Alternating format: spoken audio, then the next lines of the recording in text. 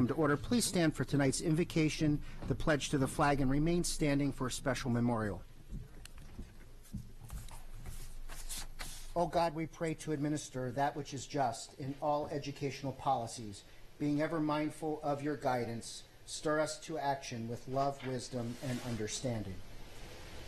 I pledge allegiance to the flag of the United States of America and to the republic for which it stands, one nation, under God, indivisible, with liberty and justice for all. Yesterday, the state of Maryland said goodbye to one of its leaders. Delegate Michael Aaron Bush, Speaker of the Maryland House of Delegates, has left a legacy after years of service in the Maryland General Assembly, and especially during his 16 years as Speaker. He was an advocate for education and an ally of this board and school system. He was a friend to many, including some of us on this dais. On behalf of the Board of Education and the Anne Arundel County Public Schools, we extend our deepest sympathy and condolences to Cindy, Aaron, and Megan, as well as the entire Bush family, and we thank them for sharing Mike with this county and state. Please join me in a moment of silence.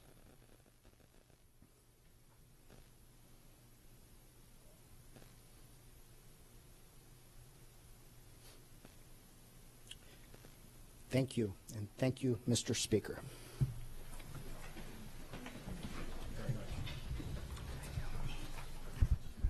Hard time getting through it. Welcome to this meeting of the Board of Education. This meeting is being televised live on AACPS TV and live streamed on the internet. General information and protocols for the meeting are posted on the sign by the doorway as you enter the room. So please make sure you've read those if you have not already.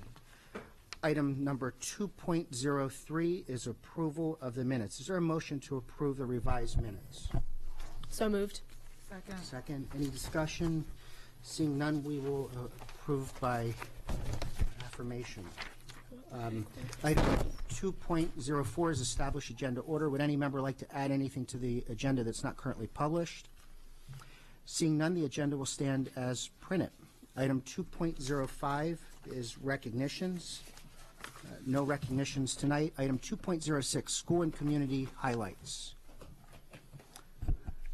Mrs. Ellis. Thank you. I had the great pleasure of attending Once on This Island at Meade High School.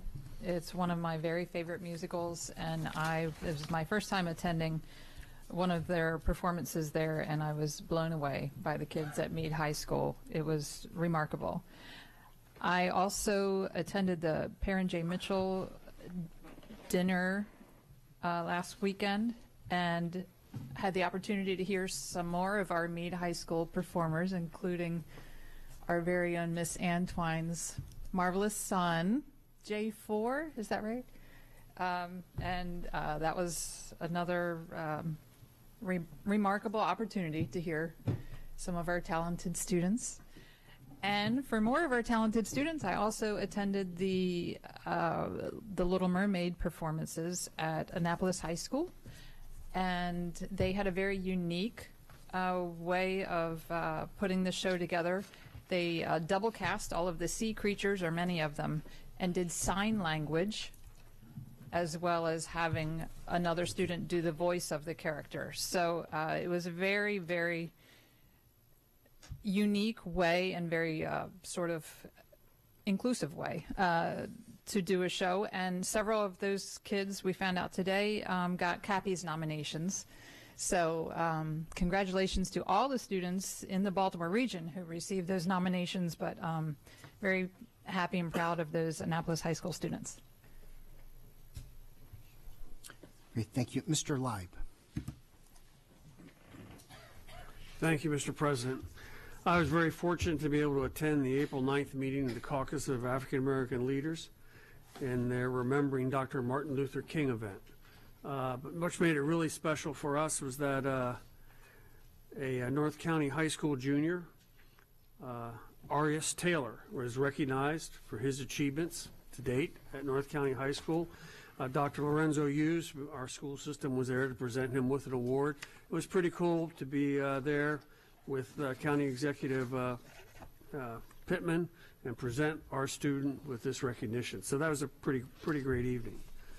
Additionally, on, well, I guess it was last week, George, but the superintendent and I had the distinct pleasure of visiting 4 schools, and I'd like to thank the principals, Andre Dillard of Georgetown East, Kimberly Terry of Hillsmere, Celestica Hardy of Mills Parole, and Julia Walsh of Tyler Heights.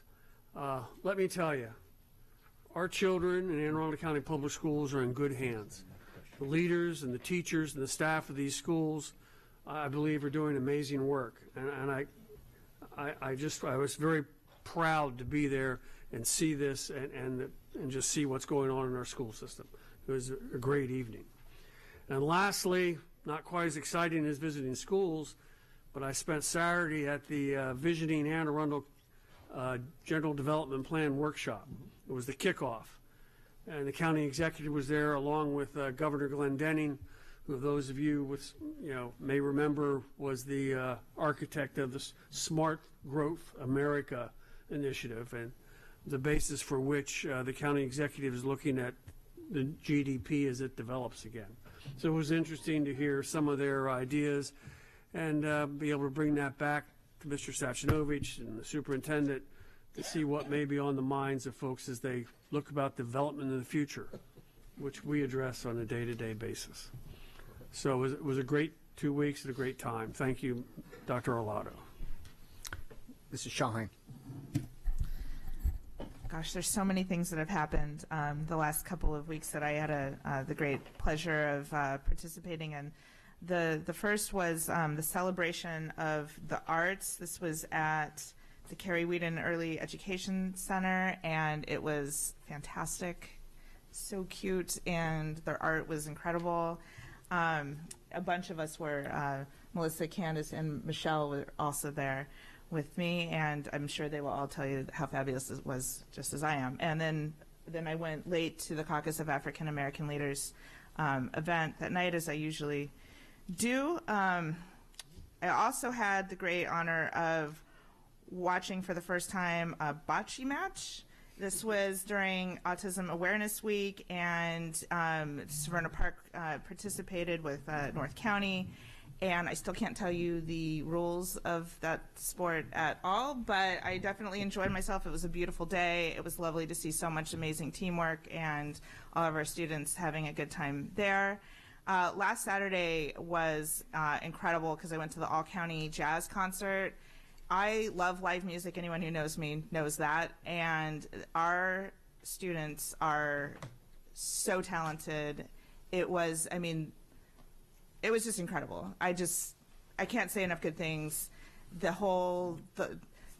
fact that these guest conductors came in literally a day and a half before the event, you couldn't tell at all. Everything was beautiful, and the music was amazing, and our students are so talented. So massive props to them and all of those amazing students. There were middle and high school students there. It was incredible. And then there was the Folger VIP Day, which I always like to volunteer for. My mom was in town. She got to be my daughter's VIP, and I helped with the she flew in from LA to do this, and I helped, with the photos, because it's a photographic good photo moment. So yeah, I helped that. And then I want to just have everyone put on their calendar May 8th for Meade Senior High is going to have their steel drum band concert. I went last year. It was amazing, and they always have a very a guest person that comes in and helps the students with the various pieces that they're playing. I brought my family last year. I'm going to do the same this year. We already have tickets, and so mark your calendars and please go to that event. It's not something that you would like to miss. And that's it for me. Thank you. Ms. Antwine. So my last 2 weeks have been so exciting that I had to write it all down and prepare my own presentation.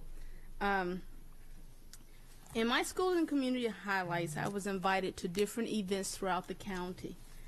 First, I want to thank the parents, the teachers, the administrators, the staff members, the business sponsors, the leaders in the community who take the time from their resources to ensure that the positives are invoked for our students.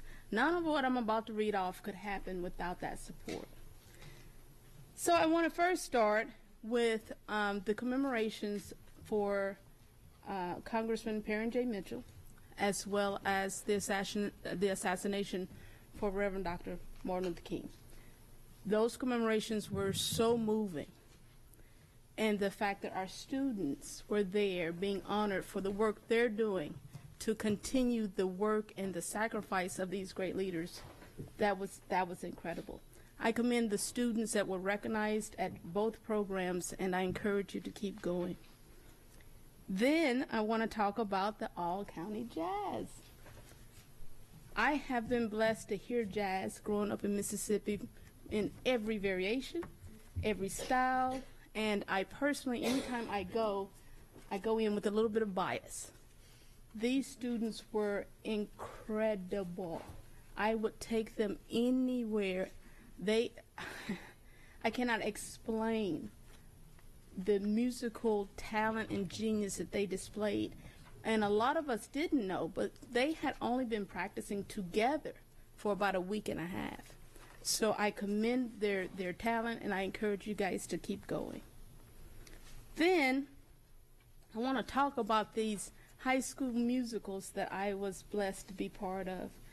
I was invited to Old Mill and Meade's high school musicals, and I tell you what, they were fantastic.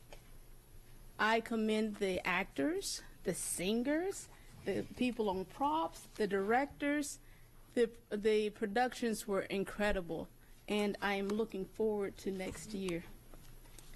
Finally, no one holds a candle to the preschoolers at Carrie Wheaton. I, for the last week or so, have been singing with them in my head, of course, their rendition, that in addition to everything they presented, their rendition of What a Wonderful World, to see them all dressed up and cute, and then what a wonderful world. It was just beautiful. It was beautiful.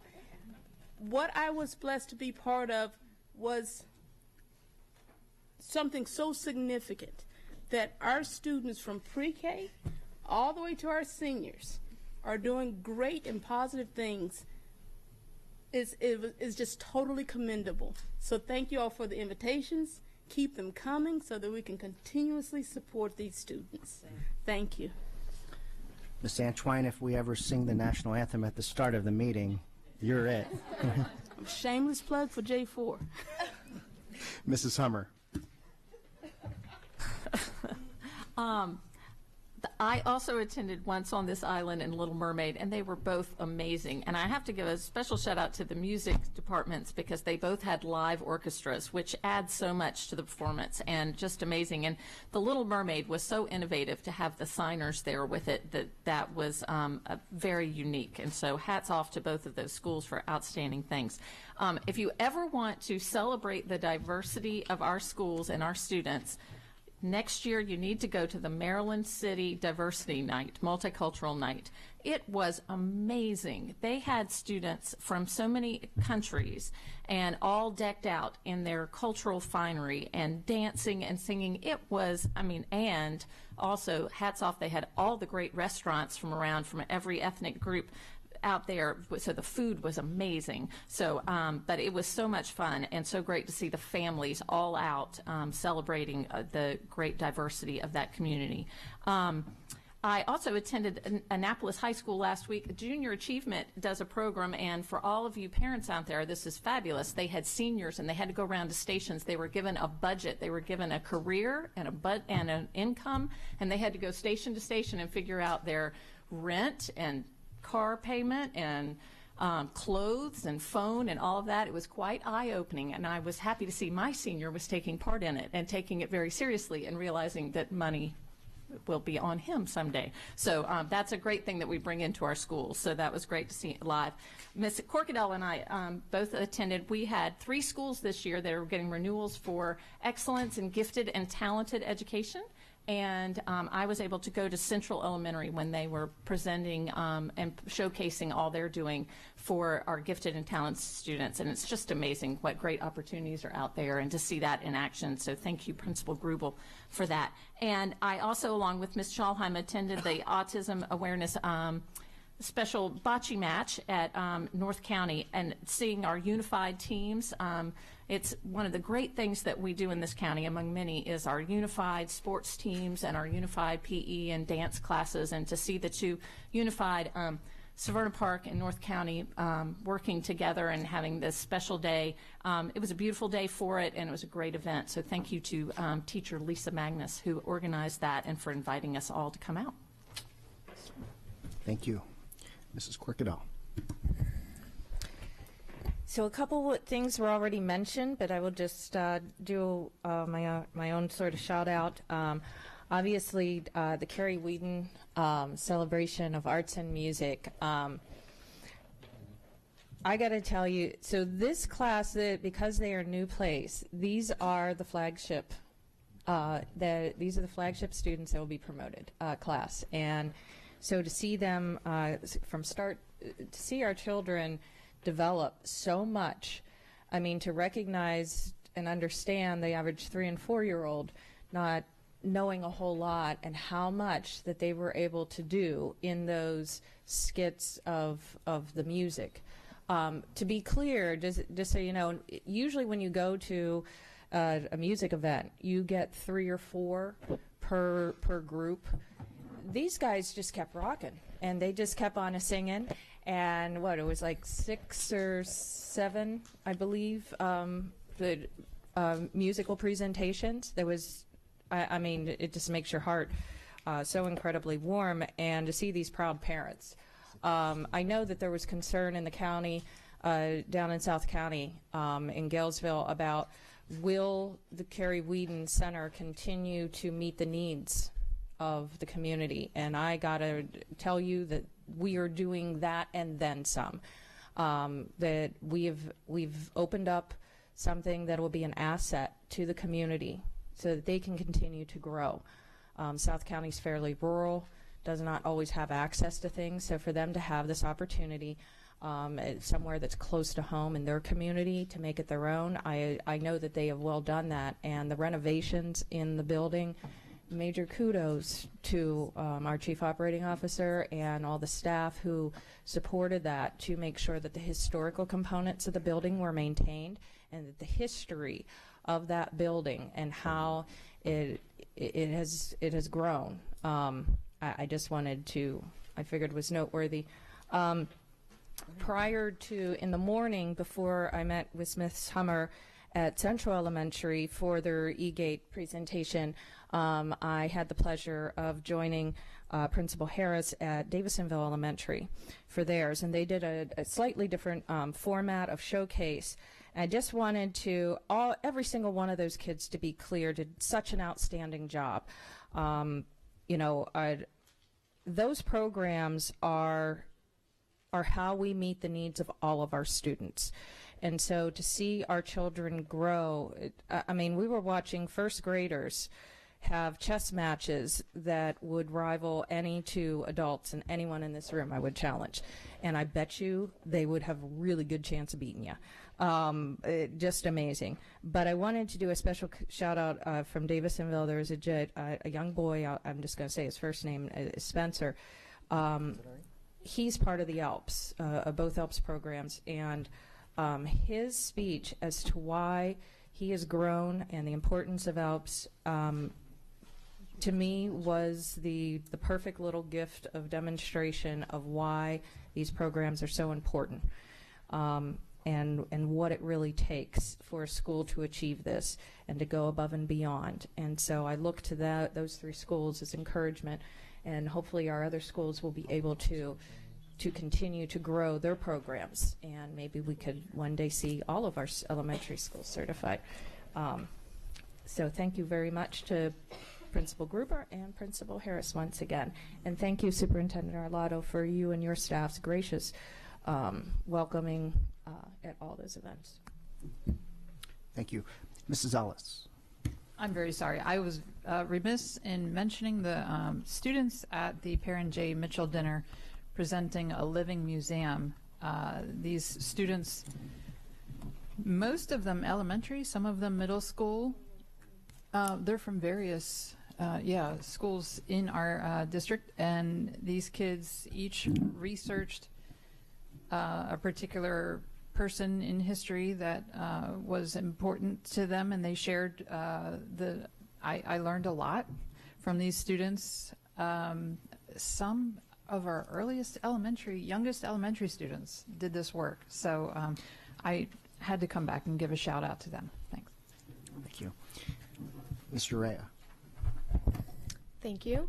So I had the amazing opportunity a couple weeks ago to give some remarks at the Anne Arundel County Council PTA fundraising event. It was wonderful.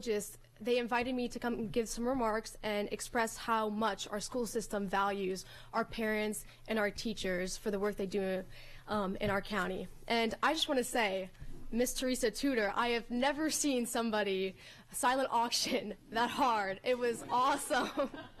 Those iFly tickets. Whew.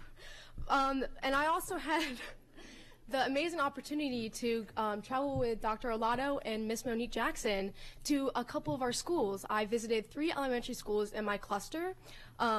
I got to see how not only they garner creativity, but they integrate the water and the B&A trail into everyday curriculum. It was amazing seeing what these elementary school students do at such a young age. Not only that, but I got to see Move, Move, Move actually in action. I know I've been asking Dr. Arlotto to see that for forever, and it was amazing just to see how they can get up out of their seat for 6 hours of the day and just really not only, again, garner creativity, but just move around and get to know one of their classmates. It was awesome. Not only that, but I got to visit Meade High School. I know Principal Yor has been asking me to come for forever, and it was amazing walking around the school building with him. He greeted every single student we saw, and we actually got to sit down in his office, Dr. Lon and I, and talk to him.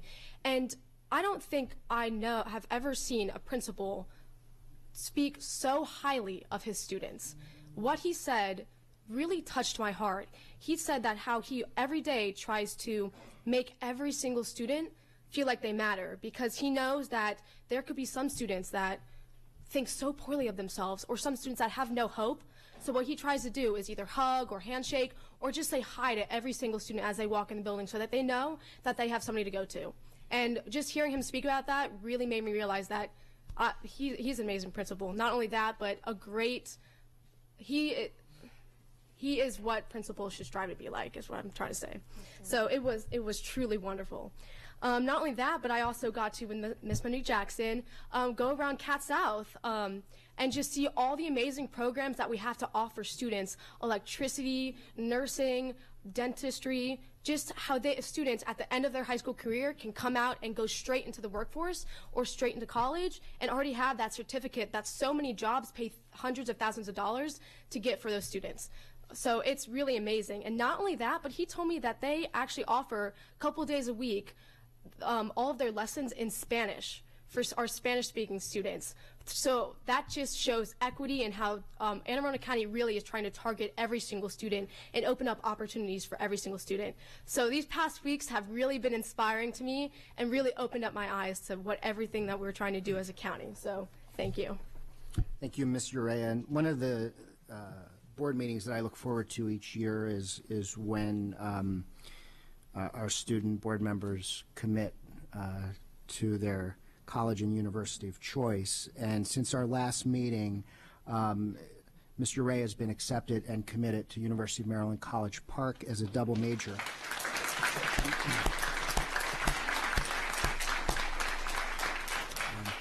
She is, and this is just amazing, double major in public policy and Chinese. So congratulations. I just want to say, Mr. Cheknovich, following in your footsteps, I know you are a College Park grad as well, so I want to shout that out. he could tell you where the parties are. Well, no, he can't.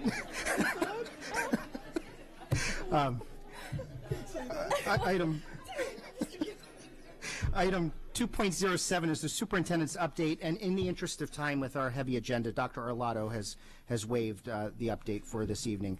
Item 2.08 is the policy committee update. Mrs. Corkadell.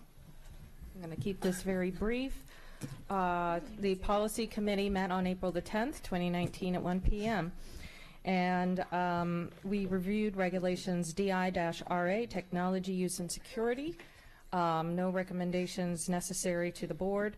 JJD student contest was referred to the board on the policy recommendations, and that should do it. When we get to May and June, we will be starting to work on making sure that our policies meet the new legislation needs issued by the state.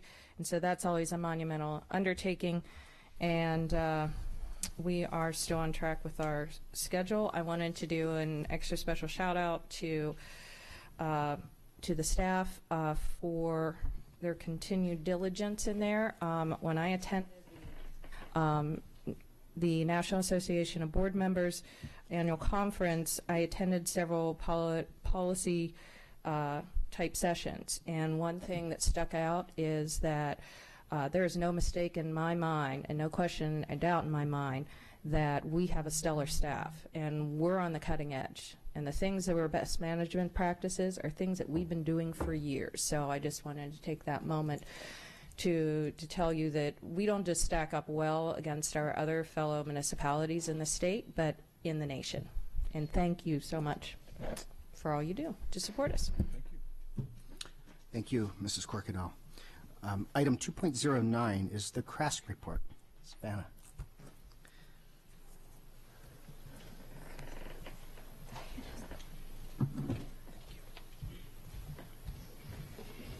Good evening, President Gilliland, members of the board, and Dr. Arlotto.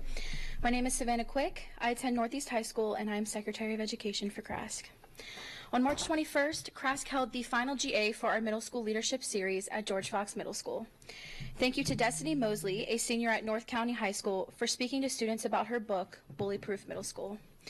A special thank you to Bria Barksdale from the Glen Burnie High School class of 2018 for discussing her kindness campaign as one of our sessions. The day was lots of fun, and there was even some dancing. At the end of March, CRASC members attended the MASS convention held in Ocean City. We brought 13 students from 5 different schools. 15. Ooh. Everyone had a fantastic time meeting student leaders from all across Maryland and electing new MASC officers. We plan to attend next year with more students. CRASC has been given the awesome opportunity to collaborate with the elementary reading office as they revise curriculum with a special focus on implicit bias. Each committee member participating was given 2 books to read. The reader will take notes on any implicit bias they see and switch books with another reader. In the end, we will all compare notes and help write a general outline of topics that need to be carefully discussed while teaching these books. It is an amazing opportunity, and we are very excited for the student perspective to be included. On April 4th, CRASC hosted the 2nd annual debate for Student Member of the Board finalists. We would like to thank AACPS TV broadcast team for ensuring that everything ran smoothly. Since my last report, the students of Anne Arundel County have elected the 2019-2020 Student Member of the Board. CRASC would like to congratulate Rita Alvey from Annapolis High School on her win.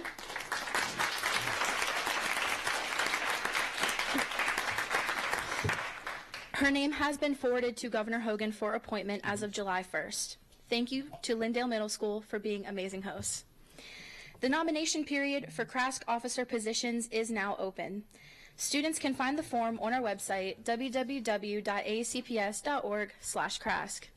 Nominations are due to Ms. Pellegrin by April 29th, 2019. If more than 3 students are nominated for a position, interviews will be held in May. I appreciate the opportunity to give you a quick update about what's happening in CRASC. Thank you. Thank you. Mr. Urrea. Thank you so much, Savannah. So I just want to let the board know that I have had the privilege of not only being Rita's close friend, but working with her in CRASC, and I am so excited for you, Rita. She has done a phenomenal job being the Secretary of Legislation within CRASC and constantly being kept up to date, as well as building a partnership with Ms. Ortiz. So I'm so excited for you, and I know you'll do a wonderful job next year. Ms. Antoine. I just wanted to publicly extend my congratulations as well to you, Rita. We're looking forward to it, and as you already know, you have some tough shoes to fill, but I know you'll do a great job. Mrs. Schallheim. Same here. Congratulations, Rita. I can't wait to hear about your priorities and work with you, and congratulations. Thank you. Item 2.10 is the PTA report.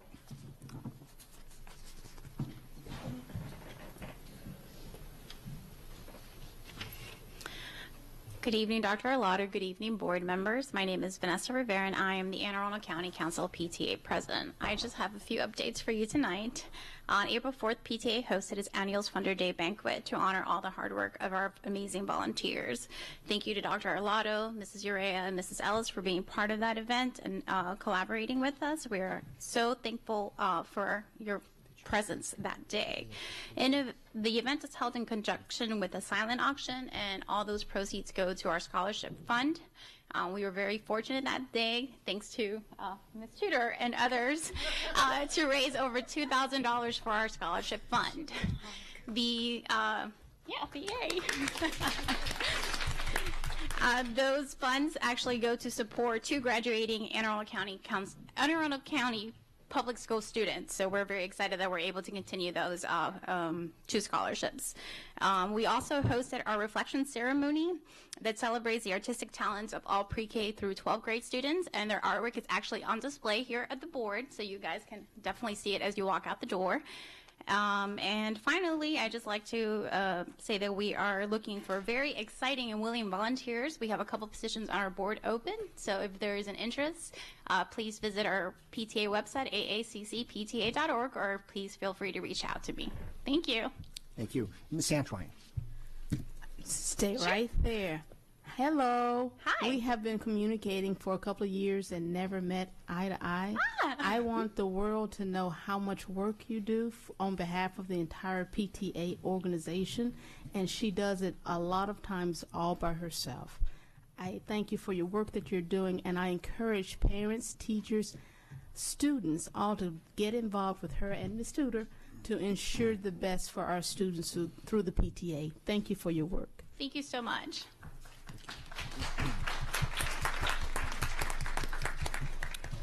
We'll now move to our public comment portion of the meeting. Anyone wishing to speak on an item not on today's agenda may offer testimony during this public comment portion of the meeting. Speakers are allotted 3 minutes each and may not allocate their time to others. A tone will sound when time has expired. The board asks that comments remain civil and appropriate for the various audiences that may be watching or viewing this meeting. Student-specific and personnel matters are confidential and cannot be discussed in this forum. It is not the board's general practice to engage in question and answer sessions with speakers. For the record, please give your name before speaking. Handouts should be given to the board assistant. And we've got a number of cards tonight. I'll call them in groups of 5 so that we have chairs available. Connor Curran, Lucas Gorlin Tarbell, Beckett Hummer, Michael Solomon, and I hope it's Shivani. Nope, Harvey Patel. Harvey Patel. Sorry.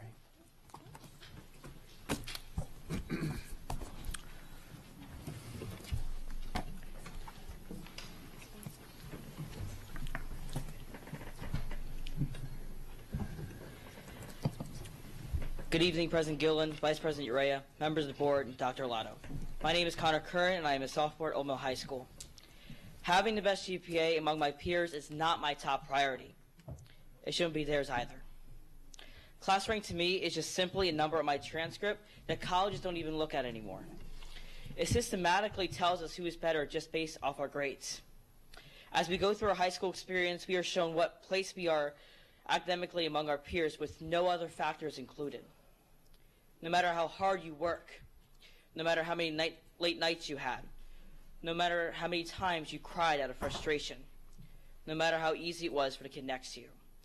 Not even to mention that we have students whose parents are struggling financially and have to work after school every day. We have students who have to help out their single mother to watch and take care of their siblings. We have students who don't even have a safe home. Those students are put in a position for them not to be able to make it to the top, unlike their peers who don't face those same struggles. There's a way to fix this inequality. If we eliminate class rank, then we create an equal playing field amongst how we measure success for all students, so they can all be set up for success not only in the classroom, but in the real world. When we address this disparity, all students in this county have an opportunity to thrive to their fullest capacities. The mottos this school system runs on a daily are elevating all students, eliminating all gaps, and all means all. If this board truly holds truth to those mottos, then that alone right there should give you what you need to vote on this upcoming resolution. Thank you.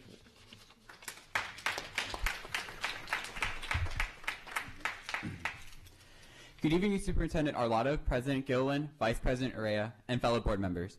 When my friends and I had discussions about colleges, I hated it when they brought up class rank. Compared to my friends, I had a lower class rank. Some days I would come home from school thinking I wasn't as valuable as them because my rank wasn't as high. I understand that in life, competition is expected among others.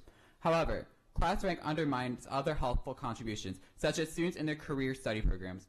For example, I have friends who go to local elementary and middle schools for internships to help younger students succeed in their classes because they are devoted to make a positive, lasting impact on children's lives. On a ranking system, it puts the career study students at an unfair disadvantage because their class rank is lower since they can't take as many classes during the day. I applaud the Anne Arundel County public school system for adopting the Latin Honors Program because it recognizes the diversity of student successes in the wide array of curriculum options.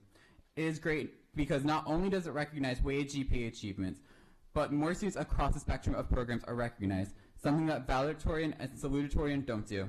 It also sets up explicit requirements of what a student has to do to achieve the award, pushing and encouraging them instead of taking a gamble and stressing crazily over whether or not they'll get recognized for academic achievements at graduation. A student is a real human being, not a number, which is why I support Vice President Urrea's initiative to abolish class rank. It is a beneficial move for students because more deserving students are able to be recognized for their curriculum achievements during their high school careers. It opened up more opportunities for students to pursue their passions, like high school internships, without being unfairly penalized. Thank you for your time. Good evening, Vice President Gilliland, President Gilliland, Vice President Urrea, members of the board, and Dr. Arlotto. My name is Beckett Hummer, and I'm an 8th grader at Broken Park Middle School. Next year, I will be attending Meade High School, class of 2023.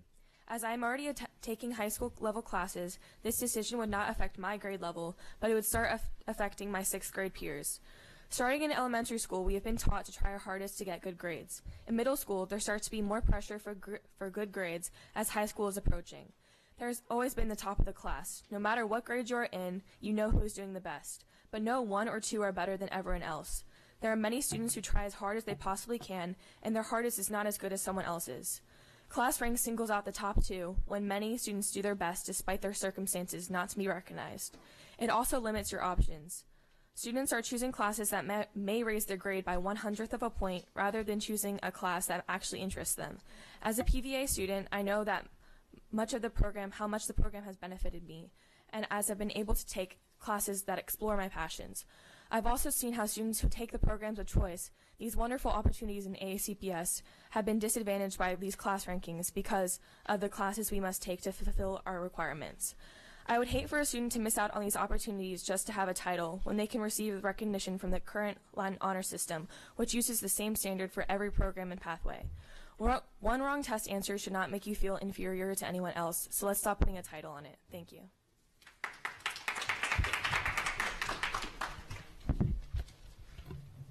Good evening, everyone. My name is Michael Solomon. I'm a current junior at Springbrook High School in Montgomery County and the co-president of Montgomery County Students for Change. We're a student-led organization that's dedicated to promoting civic engagement among the youth of Montgomery County. I'm testifying before you because at this very moment, Anne Arundel County has the opportunity to do the right thing, to make the decision that my county made back in 1993.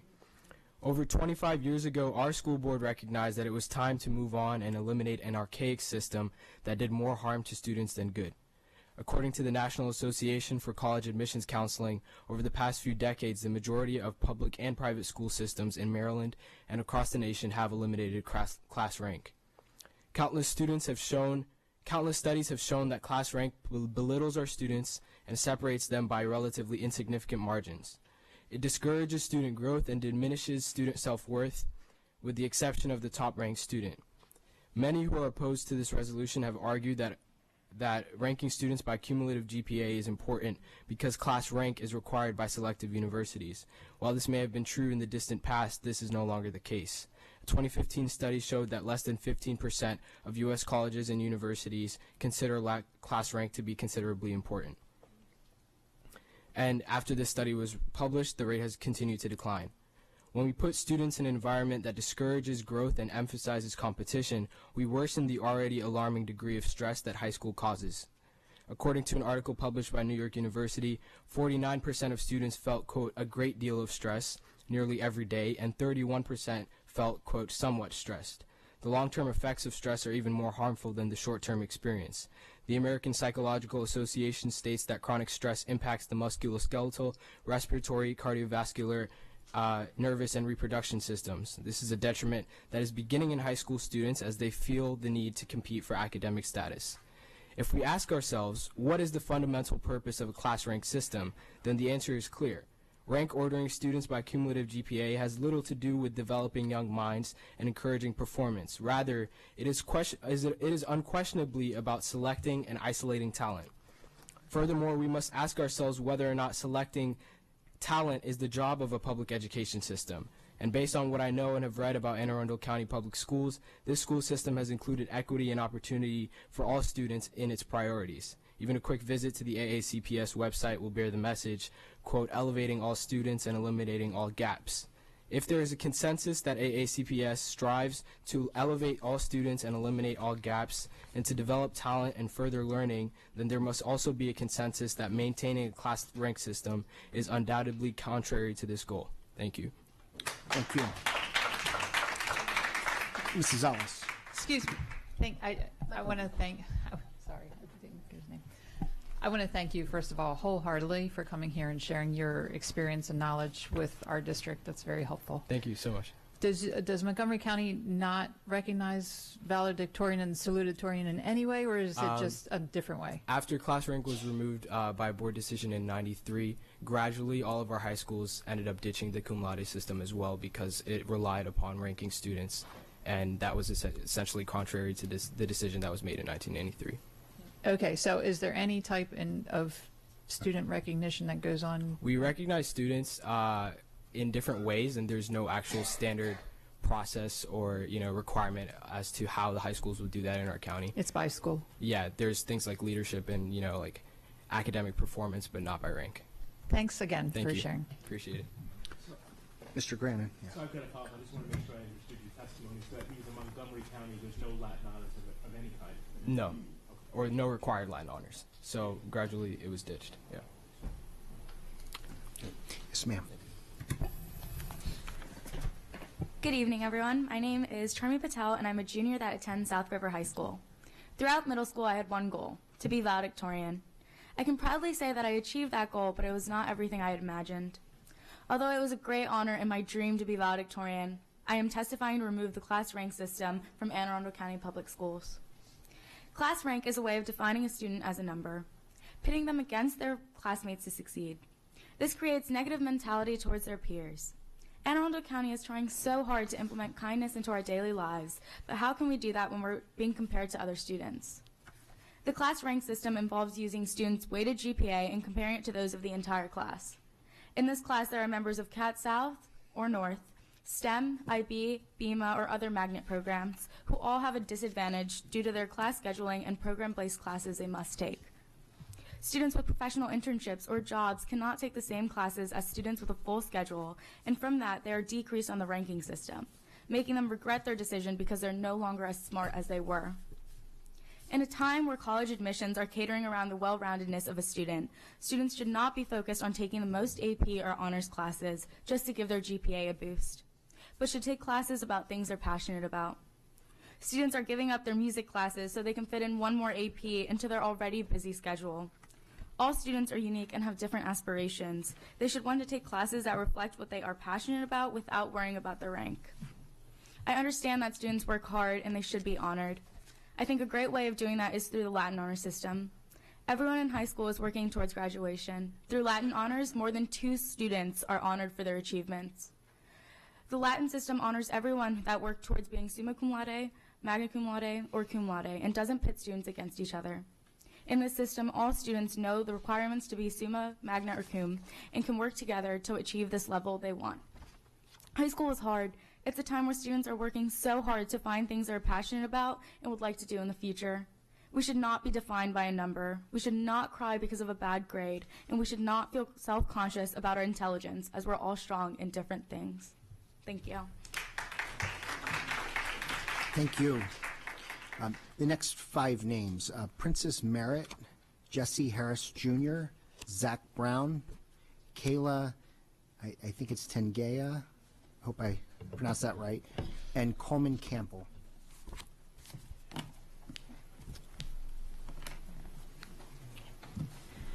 Good evening, President Gillian, members of the board, and Dr. Arlotto. I'm dressed like this to show not only am I a student, but I'm a student testifying in front of you all today. Okay. My name is Princess Merritt, and I am 140 out of 590 at Meade High School. My best friends' names are number 1 and number 27. That is all we are, numbers trapped in a numerical point of reference that only rates us best to worst, but also most to least capable. And everybody knows our number because in high school, that is all we are. I've seen my best friend, number 1, stress, not sleep for more than 36 hours, break out into tears over a B, and the list goes on. All because she wants to stay number 1. And everyone would know the minute she slipped to number 2. But I also know how it feels to be number 140, to know that to my school, I am less capable than 139 other students, less likely to succeed, less likely to get into college, and less important. I truly feel the embarrassment when I'm asked what is my number, because again, there are 139 students who are better than I am. I feel the tears well into my eyes, the pit in my stomach, and the embarrassment roll off of me. My GPA is fine. However, it is the number that says that I am less than. I am speaking here today because I know that it is very likely that I will never be in the top 30, the top 1%, or even the top of my class. However, with the Latin honor system, I would be able to get recognized for my achievements. The nights that I stayed up, cried, and even had severe panic attacks over a grade. And my number and name would no longer be 140, but I would finally be able to be me, Princess Merritt. Thank you.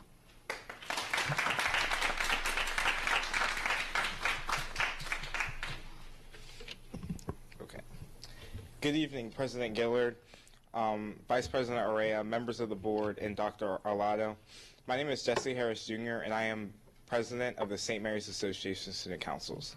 And I'm here to testify today on the Anne Arundel County class rank. Not good enough, unsatisfactory, poor performance, and unmotivated. These words depict how students begin to feel about themselves when they have low grades. Students are continuously confronted with social educational ideals. However, it is especially disheartening when these ideals are perpetuated by the education system. County boards should encourage student development and success.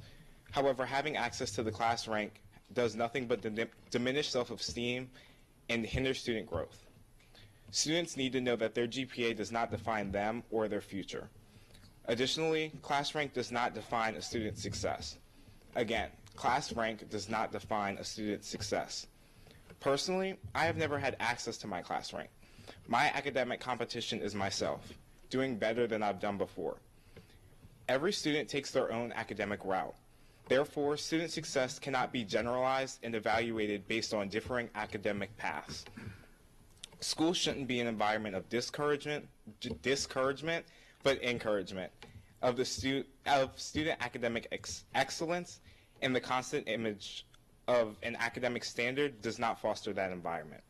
This is why I support Vice President Urrea's proposed policy change, because I've seen firsthand how not having a class rank motivates students on an individual level rather than a competitive one. I strongly believe that this is what will foster a more mentally healthy idea of education. Thank you so much for this opportunity to speak, and have a great day.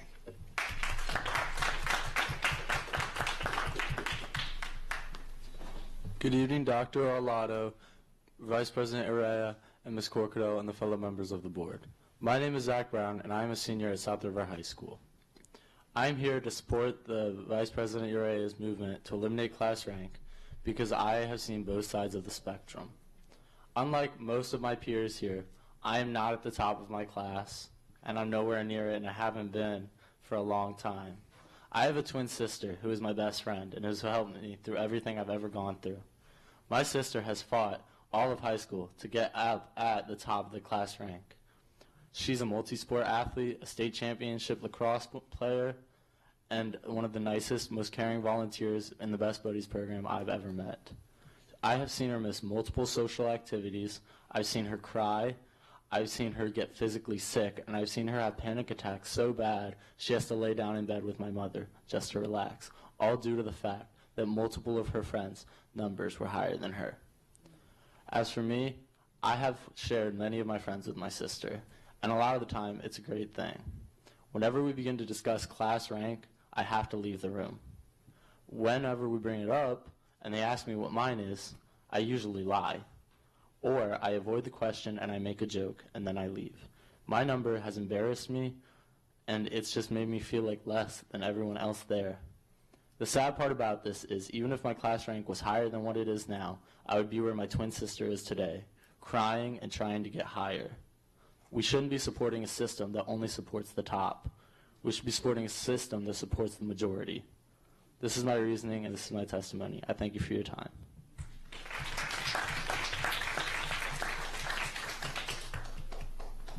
If I do it here, do I have it? Hi, my name is Kayla Tingea, and I am a junior at Northwood High School, located in Montgomery County. I'm here speaking to you from the perspective of a student in a district that does not have a class rank system. When I discuss my grades with my friends, I know it isn't necessarily a competition of who is supposedly doing the best. It's a welcoming environment where we can confide in each other, offer support, and relate to one another. This allows for healthy motivation, something that class rank simply cannot provide. Another person's success should not be seen as your own demise. If we had a class rank in Montgomery County, I know students would be more hesitant to talk about how they are doing in school with the only other people who can actually understand what they're going through academically. This is a possible ramification that your students are facing right now, and it is detrimental to their mental health. Kids are stressed out about their GPA, tests, exams, classwork, sports, and everything else that is going on in their personal life. I see it every day, but my friends get me through it. We get through it together. And I don't have to be paranoid and wonder if they're really hoping for me to fail so that they can take my spot, and vice versa. I genuinely feel for those in Anne Arundel County who have to worry about their rank in addition to all else. The reality is, well over the majority of students won't be in the 90th percentile, and how can that possibly be good for their confidence and self-worth? MCPS students care about their grades, want a good future for themselves, and are motivated. We are proof that class rank isn't needed in order to produce desired results. These kids are people before they are students, and definitely before they are a dehumanizing number, and we need to treat them as such and get rid of the class rank system. Thank you.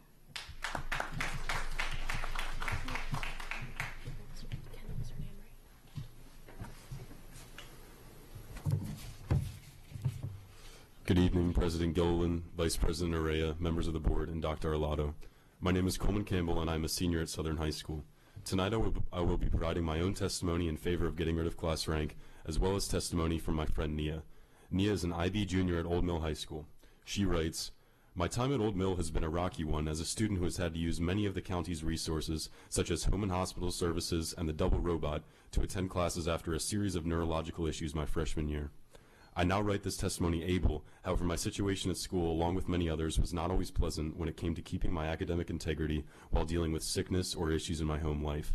One of the many stresses I encountered upon my return to school spring of my freshman year until this past marking period of my junior year has been keeping competition for class rank. As a student with many sickness-related absences and learning difficulties, it has been nearly impossible to stay optimistic about my class rank position. Upon talking to my classmates and students at General Assemblies, there are hundreds of students who share my opinion when I say that the class rank system has become unnecessary, redundant, and distressing. There are two main opinions among the student body that I have found. One, students have stopped paying attention to class rank altogether, and it is an unnecessary number that doesn't matter or define them. Or two, it is a major assist in the ever-growing stresses of college-bound students to stay competitive. Both of these opinions are damaging to the student body and their personal and environmental morale. I support Ms. Josie Urrea and her class rank initiative, as well as her enthusiasm for the cum laude system, as it recognizes academic achievement for all students. As we are approaching a new age in the educational system, more traditional qualifiers like straight A's and standardized test scores are becoming outdated. Both high schools and colleges are beginning to look at students as a whole to make them well-rounded both academically and as a person. We now often hear that numbers do not define us, whether that be an SAT score, GPA, weight, income, etc. And it is now my hope that the class rank number will be added to that list. The elimination of class rank will invite academics to view me as a person and not a number. My classmates and I will not be ashamed or afraid to share where we are on the totem pole, but in fact we will be enthusiastic to share our strengths. Now for my little piece, if I have time. I am ranked 6th in my class, however the difference between my GPA and that of our valedictorian is a mere 300th of a point. That diminutive difference is due to two things. First, rather than taking another honors class sophomore year, I took standard piano to embrace my passion for playing piano. Second, I dropped an AP class this year to pursue an internship as a music class assistant at my former elementary school. Both of these decisions involved much grief and contemplation, as I knew that I would feel inferior when my GPA fell short. If I had chosen to pass up these opportunities, as many of my classmates have, I believe I would feel much less fulfilled now, not to mention my college applications would not be as diverse. Aside from the mental health concerns that Nia mentioned, the antiquated class rank system encourages our students to abstain from beneficial opportunities in order to take more classes in which they may not be interested. Thank you for your time. Thank you. Just call the 6 more cards. Ada Garcia, Diego Toledo, Reese Barrett, Elizabeth Zarilli, Joshua Omalola, sorry, and Janet Norman.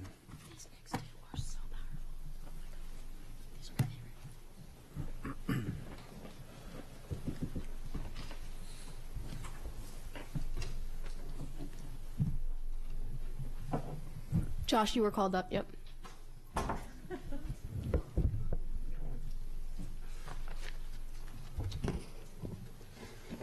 Good evening, everyone. My name is Joshua Omalola, and I serve as the Maryland Associations of Student Council's president for the state of Maryland.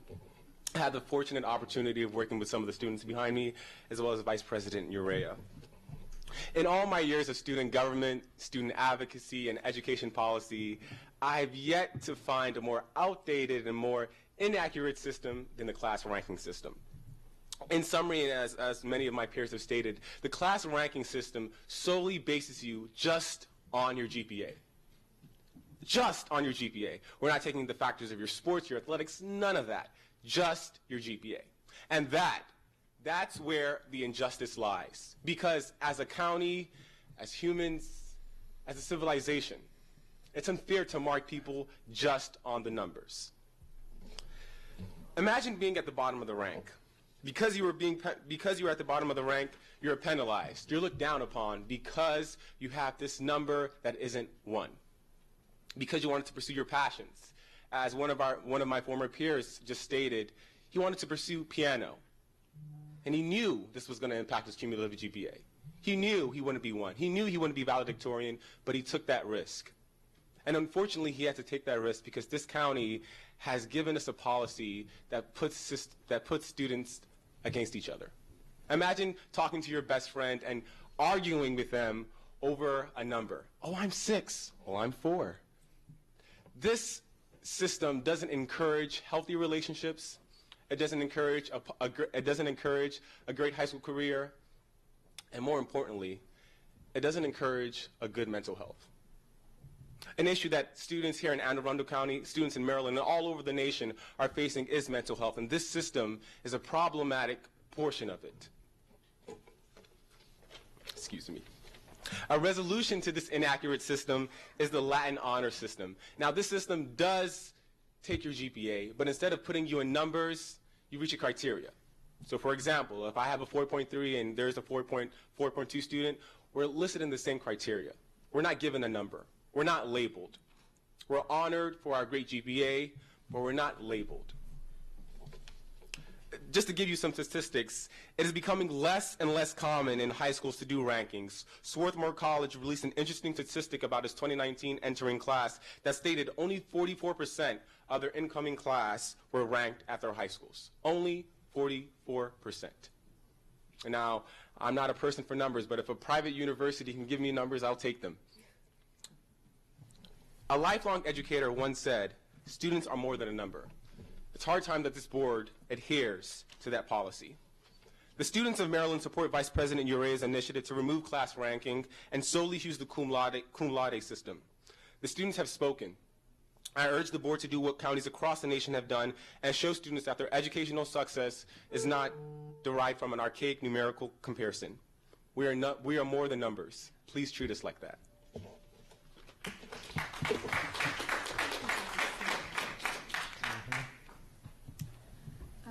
Hello, my name is Ara Garcia, and I go to Annapolis High School. I came today to testify against class rank 2, and I am an English learner, as you can tell from my accent, and I came to the United States 4 years ago.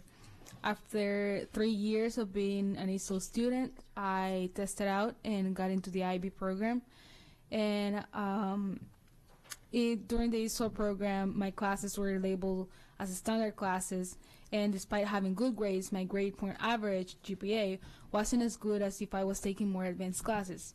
In order to do good at my classes, I needed to learn the language. So it was difficult to get an straight A's in my content classes because besides having to learn the academic content, I had to learn a new language. The more I learned the language, the more my GPA went up.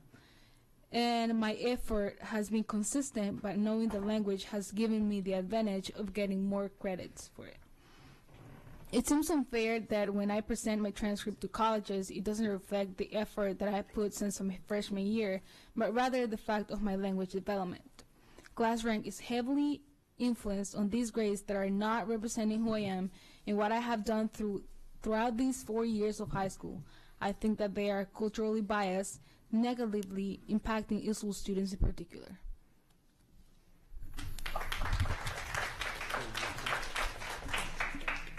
Good evening, board members. My name is Diego Toledo, a current junior at Annapolis High School and a part of the ESOL program. As we know, class rank is one of the features that colleges look at when a student applies for admission. But it is essential to understand that a school rank should be much more than just comparing GPAs. When an English speaker of another language applies, we're usually in disadvantage for that fact that we don't get high ranks. As any human being, we also have goals, and not all of us want to go to a community college. But when we apply to top schools, we are in disadvantage because of many factors.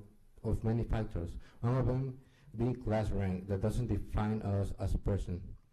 It is not that we don't challenge ourselves, but ESOL students get a schedule that most of the time is hard to change. Therefore, we continue with the same standard level classes.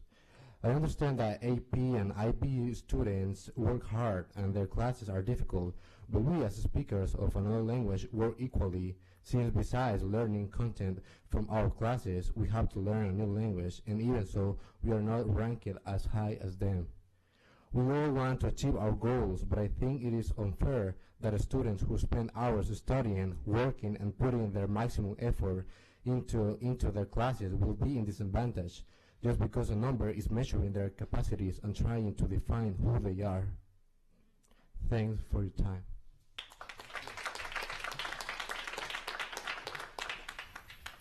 Hi everyone, my name is Reese Barrett and I'm super excited to speak to you all on this topic as it has affected me personally a great deal.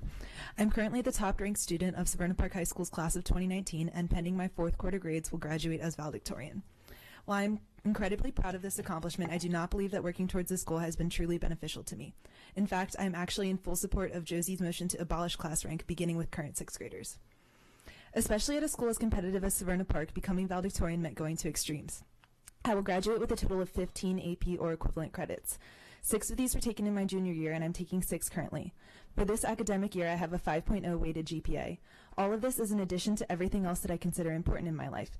Balancing such a strenuous course load with dance classes 6 days a week, classes at the community college, community service work, college applications, clubs at Savannah Park, and just being a sister, daughter, and friend is almost impossible.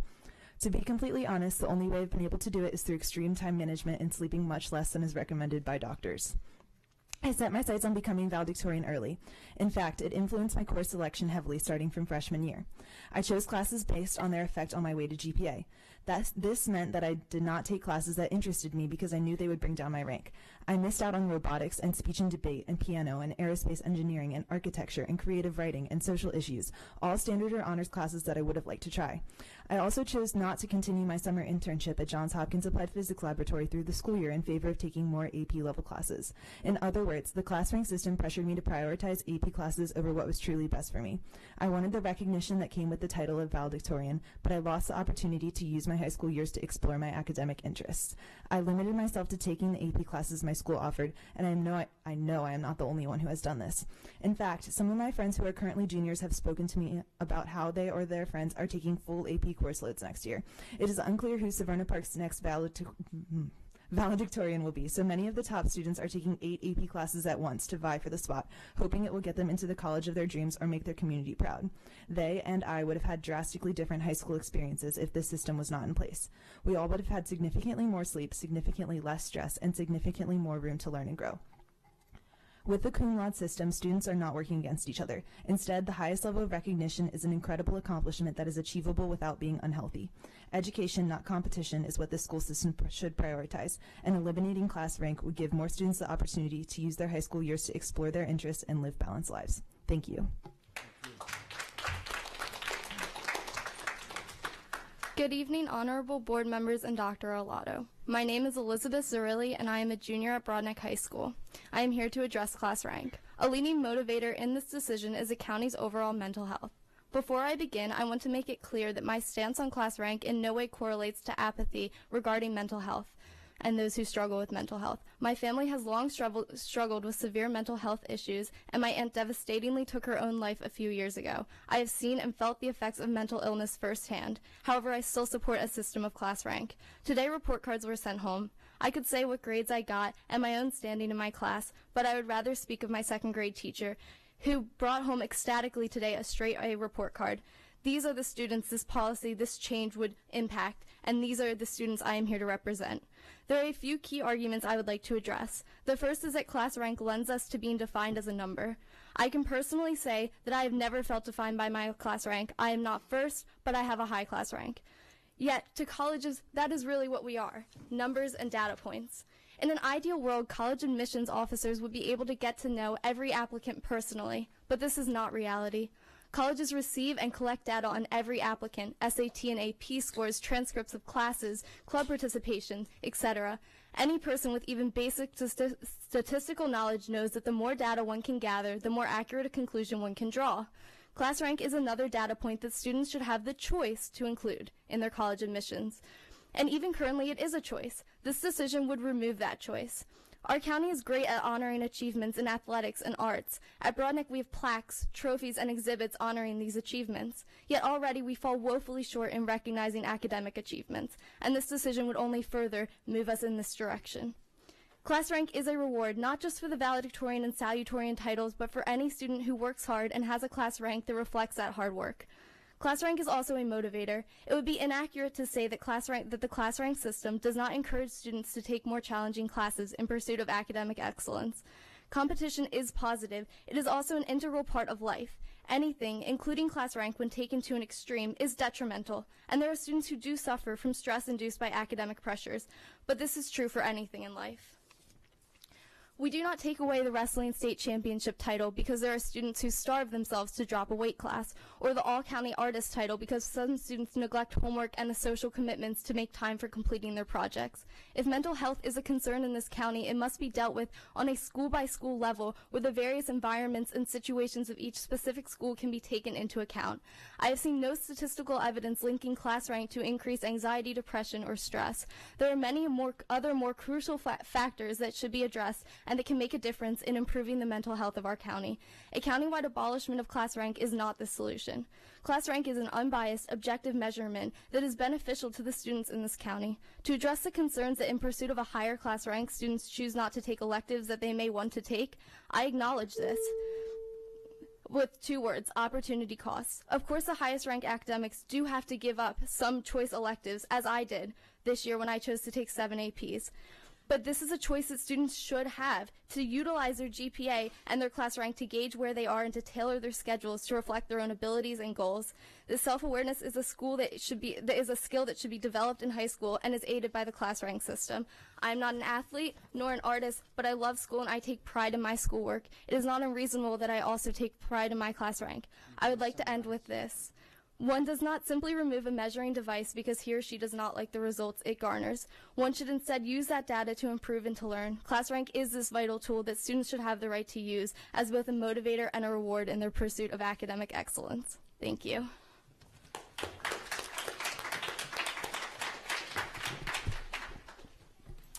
Good evening, President Gilliland, Ms. Urrea, and the board. Thank you for your time. I'd just like to note I will not be able to achieve the eloquence of these high school students here, and I thank them for coming. I would urge you to have more or entirely all evening meetings so that you can get the benefit of having your high school students, your teachers, your parent community come and talk to you and share their wisdom with you. As you know, in my 10 years of participating and watching the board, I've come to a heck of a lot of daytime meetings where it has been approximately 3 to 6 people who are not paid to be in the room, members of the public. So I love the fact that so many students came out, and you have a structural barrier you can remove to provide more participation and more input to you, which is changing to nighttime meetings. In this, I'd love to just talk about the good things, but sometimes we have to focus on the hard stuff. In the spirit of Mike Bush, we can do better for our kids, and we need to. You still have large barriers to communities participating. You have not changed the rule that you have to be in the room in order to comment during public testimony. So if one of these students heard something that was said tonight, and they felt compelled to get up and talk to you, by your rule, they could not do so because they did not register the moment the meeting started. I ask you to please change that rule because you have not changed it. It's the Military Month of the Family, and you still have not fixed the harmful 9:40 a.m. start to Mead Heights Elementary School. They came and talked to you 2 years ago, pretty much to the date, 2 years ago. The principal, the parents, the students begging you to change their 9:40 a.m. high school start or elementary school start time. That's so damaging, and there has been no action on that. Please tell me what your fix is. I'm going to be emailing all of you, and I hope to get a response that I can share with the rest of the community, or that you could share in the newspaper, how you're going to help those military family students and the rest of the students in our county dealing with inappropriate school times. Chronic stress is worsened that you're trying to address with the school ranking system, which I totally approve. Again, in my 10 years, I've rarely heard high school issues discussed. We need to discuss the pressures, the stresses, the fixes that we can do. There's a lot of things you can fix that you have control over. By AACPS policy, you're using middle school grades in a high school GPA. So algebra that you took in 7th grade can count against you in your high school GPA. It's counted as a standard level class. Montgomery County does not do this, nor do your own high school counselors from other schools than mine. They're not able to talk to you about it, and they asked me to. So I hope that you focus on the fixes that you can do to reduce stress in our kids, and later start times and more sleep for our high school students is a big one by our the nation's doctors will tell you. So I'm eager to hear what you're going to do. Thank you.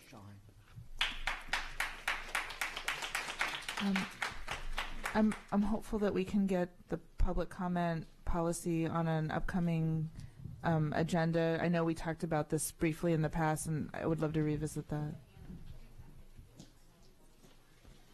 Okay, well, I hope that we can tackle that again soon.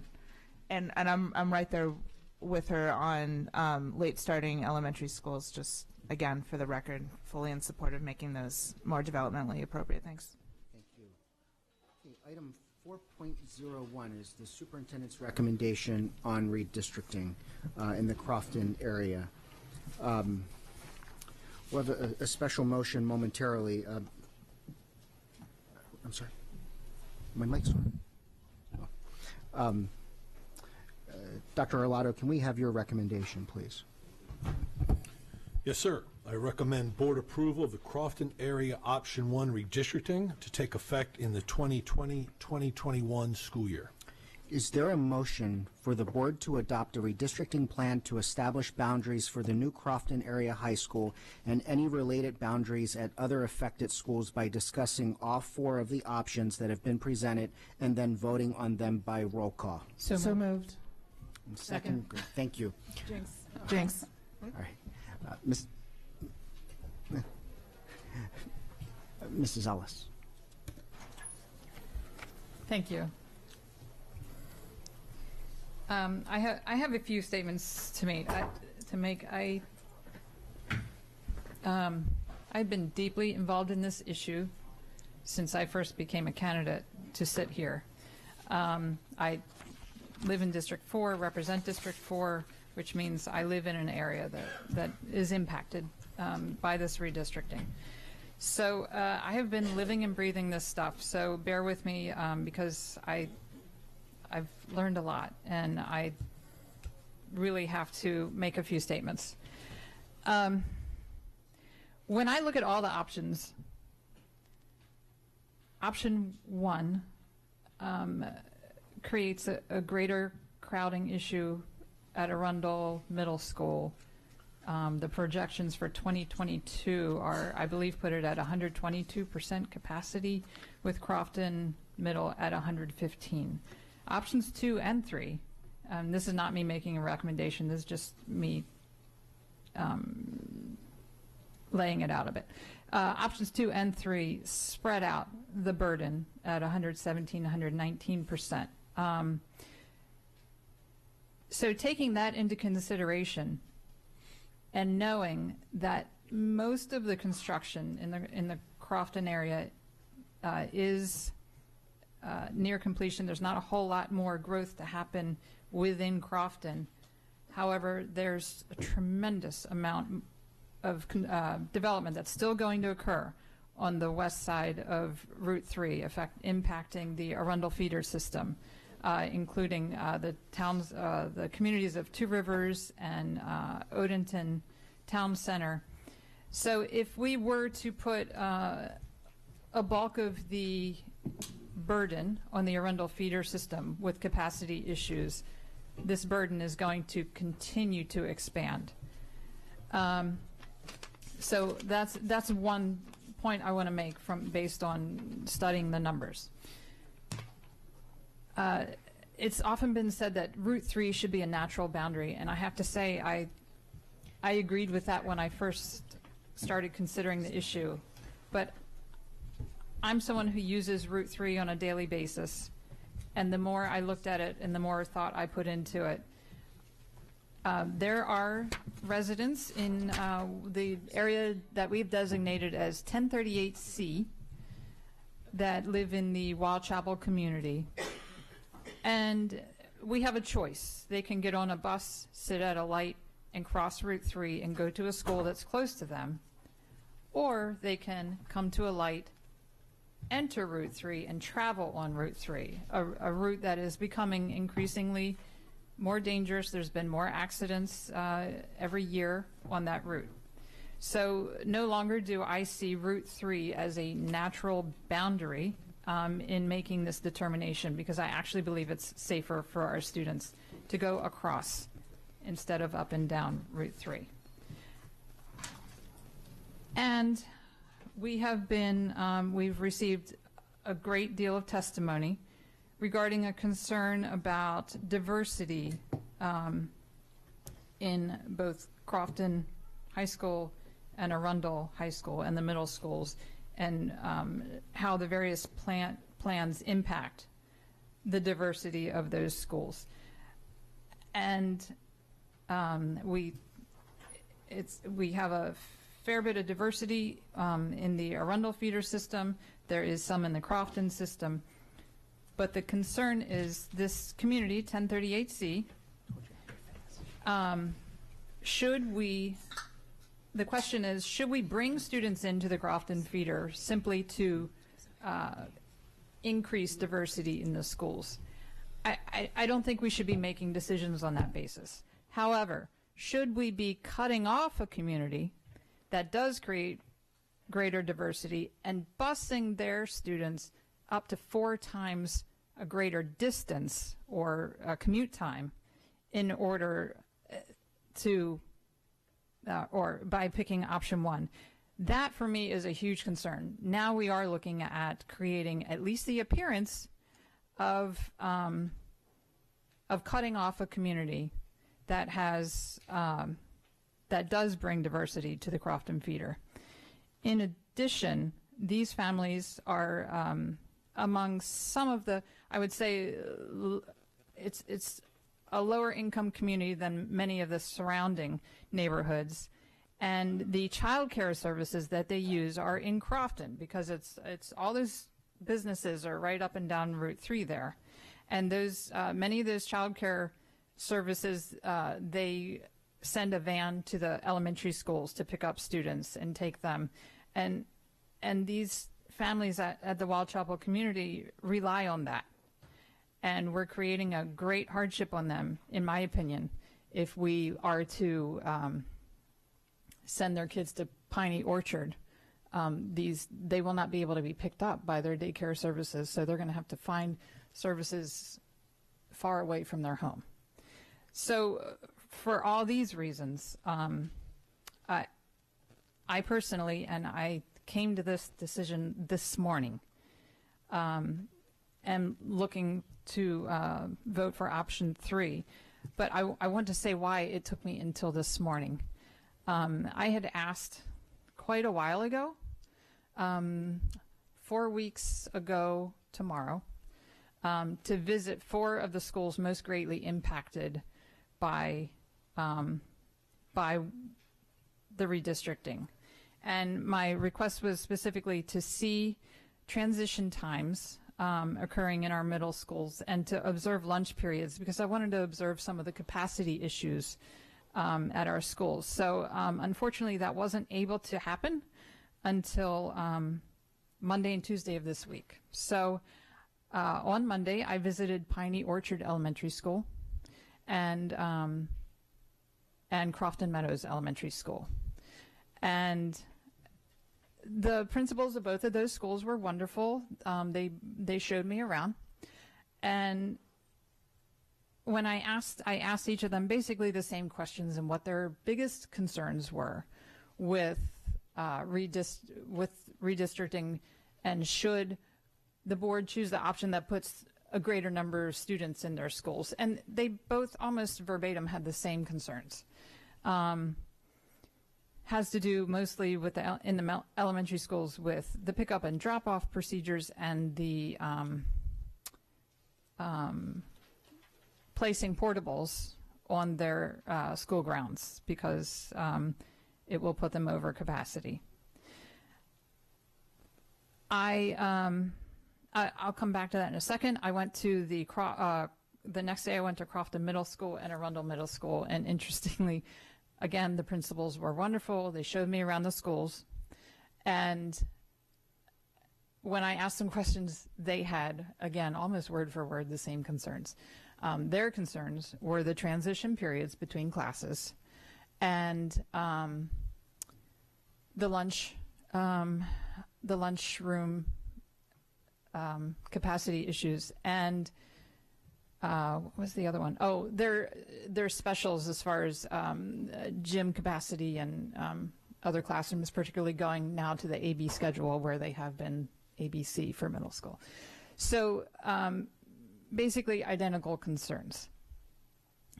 So I had to go on my observations. And as far as the middle schools, Arundel Middle School is a quarter mile long, and during the class transition period, it's one hallway. All the students are in one hallway. And as we observe them changing classes, Dr. Arlotto and I and the principal were standing in sort of a lobby area and peeking down the hall because we couldn't fit in the hall. And I got bumped into several times because as students would pass that lobby area, they would sort of flow out. I mean, it's really massively crowded in those hallways. I observed the transition period at Crofton Middle School. And to be fair, I was told that the, I believe, 6th grade class at that time was not transitioning because of had to do with their lunch schedules. So I had to take my observation that happened there and add approximately 50% more students and consider what that situation is. Is it ideal at Crofton Middle School? No, but Crofton Middle School is a little bit more of kind of a labyrinth. Students have different hallways to take to get to their classes. It just didn't present to me the same concern that it did at Arundel Middle School. When I observed the lunch periods at both middle schools, Crofton Middle School has an extra room that they have put lunch tables in. So the whole lunch experience, by my observation, was a bit roomier than the Arundel Middle School was. Arundel Middle School, the lunch that I observed, kids were crammed onto the benches. There was plenty of extra seating at the Crofton Middle lunch that I observed. In addition, Arundel Middle School seems to have a little more challenge with their process in eating lunch. We were there about 5 minutes before any student got up to go to the lunch line, because they have procedures there for having students very orderly. And so they had to sit, they had to be quiet, they had to raise their hand to indicate that they were, that they had their attention. It was a much lengthier process. So for that reason, the kids at Arundel Middle School, some of them had very, very little time to eat. Going back to my observations at the elementary schools, both wonderful visits, and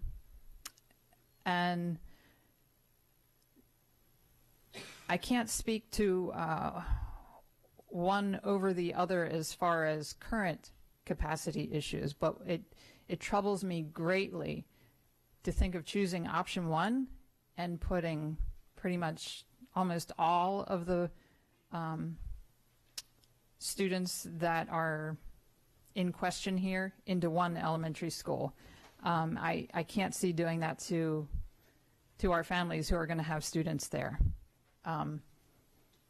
We're talking about a large overcapacity issue at Piney Orchard. And finally, one of the concerns brought up by the principal at Crofton Meadows Elementary School was that they have sort of a one way in, one way out situation. So they have a bus loop, but it enters the property on the same drive as the cars. And they have currently one bus at Crofton Meadows Elementary School. but they have 10 daycare vans that pick students up at Crofton Meadows. So they use this bus loop, and what the principal was saying was if we added a bus or two, which is what we're talking about, if we bring over 1038C into Crofton, his concern was that there's not room on that loop for those two buses, up to two buses. I'm not sure we're clear on how many. Do we still not know if it's one or two, Dr. Arlotto? I'm sorry. Initially be. Oh, okay. One or two was what was told to me at. So let me tell you about my observations with their dismissal process, because I went back Tuesday afternoon after hearing that concern. I arrived about 30 minutes before dismissal. And Molly, do you have those images? You remember I sent? Yeah.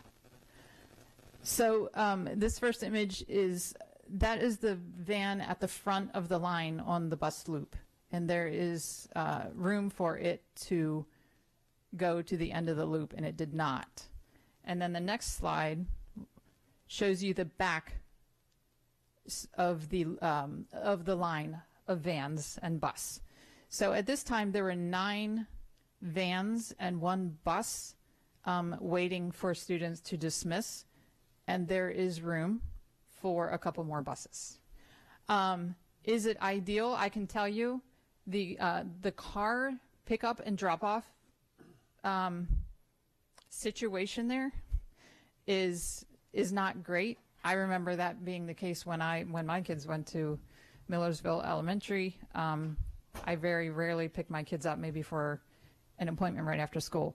My point is, yes, the school could use improvements with that situation, but adding a bus or two doesn't necessitate the additional expense. It's something that this school could use anyway, but it's not dependent on whether or not we add buses. So we could address that. You know, I believe Crofton Meadows could use this improvement, but it's not an improvement that's needed specifically because we add a couple of buses. And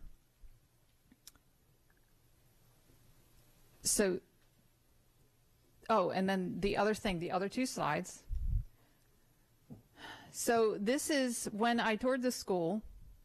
This is a playground blacktop area that, as you can see, is somewhat enclosed by the school because there's an L-shaped part of the building there.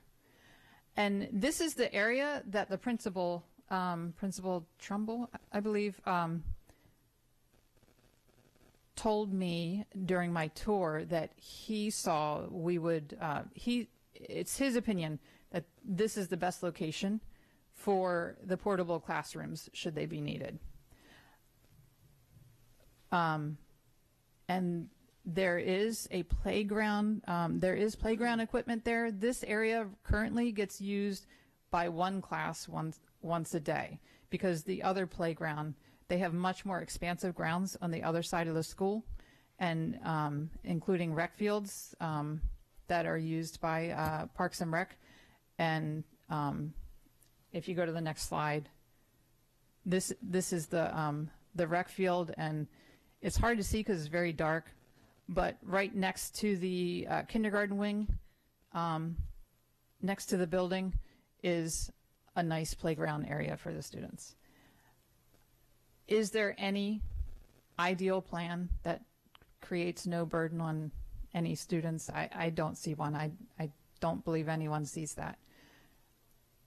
But I implore you, again, I've been living and breathing this stuff.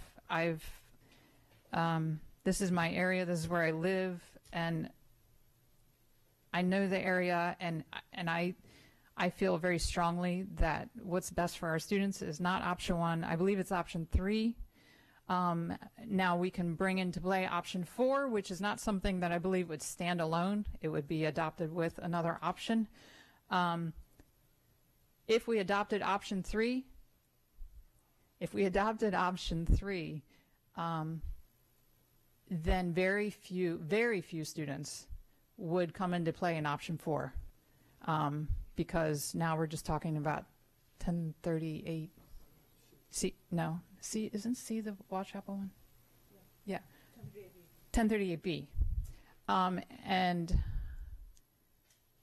we don't have the wording right now of the various plans in front of us, but I believe option 4 doesn't address transportation. So while I am recommending option 3, I would also recommend an amendment to option 4, that since we are giving families a choice that most families don't have in our in Anne Arundel County, that option 4 would not come with transportation. That those families are making that choice to take their kids to the school that they are choosing to prefer. And I thank you all for listening. Thank you, Mrs. Corcadell. And just in the board's interest, we're going to have the text on screen momentarily. Oh, thank you. Yeah, I think that should happen. Thank you, President Gilliland. As the district representative for the New Crofton High School, I feel compelled to take a moment and speak before we vote. And,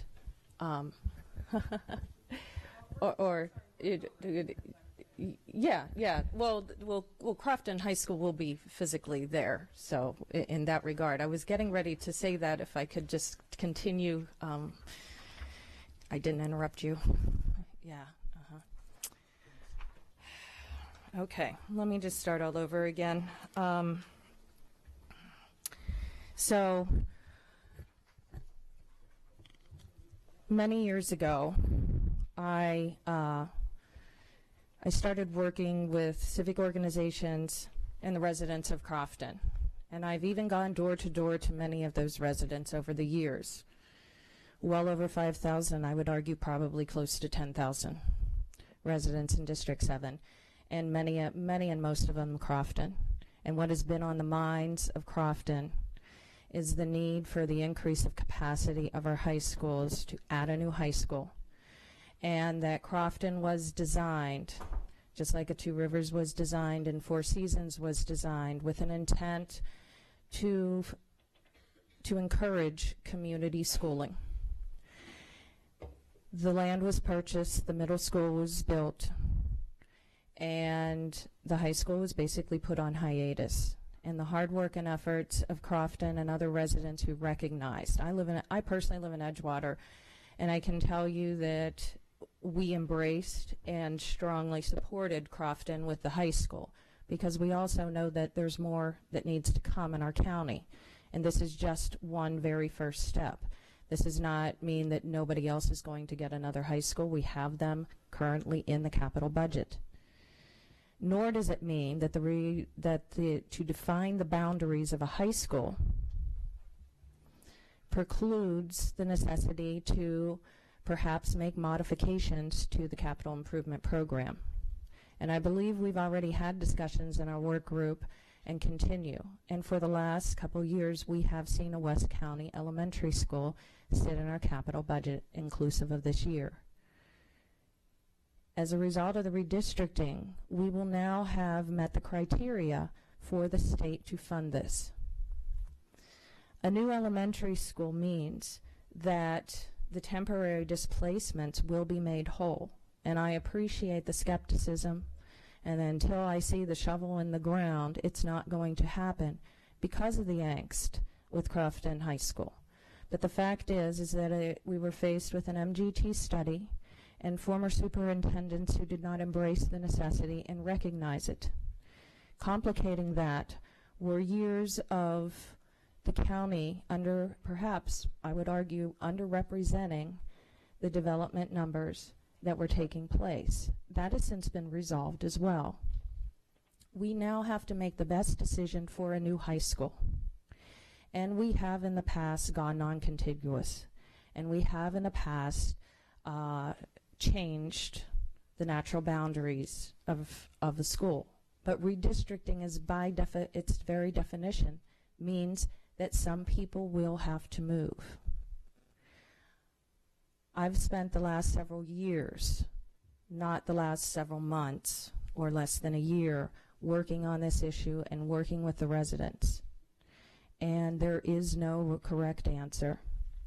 Option 2, LJ, which was, I'd say, probably 90% vetted by the committee. There were modifications made before it was presented and put in as one of our options. And option 3 that is presented for us received no support from the committee, recognizing that spreading a little bit of the pain is not going to result in a positive, healthy outcome. We have to break a cycle here. And the cycle, I believe, is best served broken at the very first redistricting that we are going to be having. And that means making that hard decision. And the hard decision for me means that I will be voting in option 1. Option 1 does have an increase of impact on very specific schools. But the fact is, we have a plan, and I do have faith in our staff, and I do have faith in our collective ability to move that ball in the right direction. I have faith in our delegation that they understand that our development will continue to increase. And I do disagree with my fellow member that development has stopped and is no longer occurring to any significance in Crofton. I spent the last 2 years in my former job working collectively with every single resident in Crofton over these large developments that will continue to increase.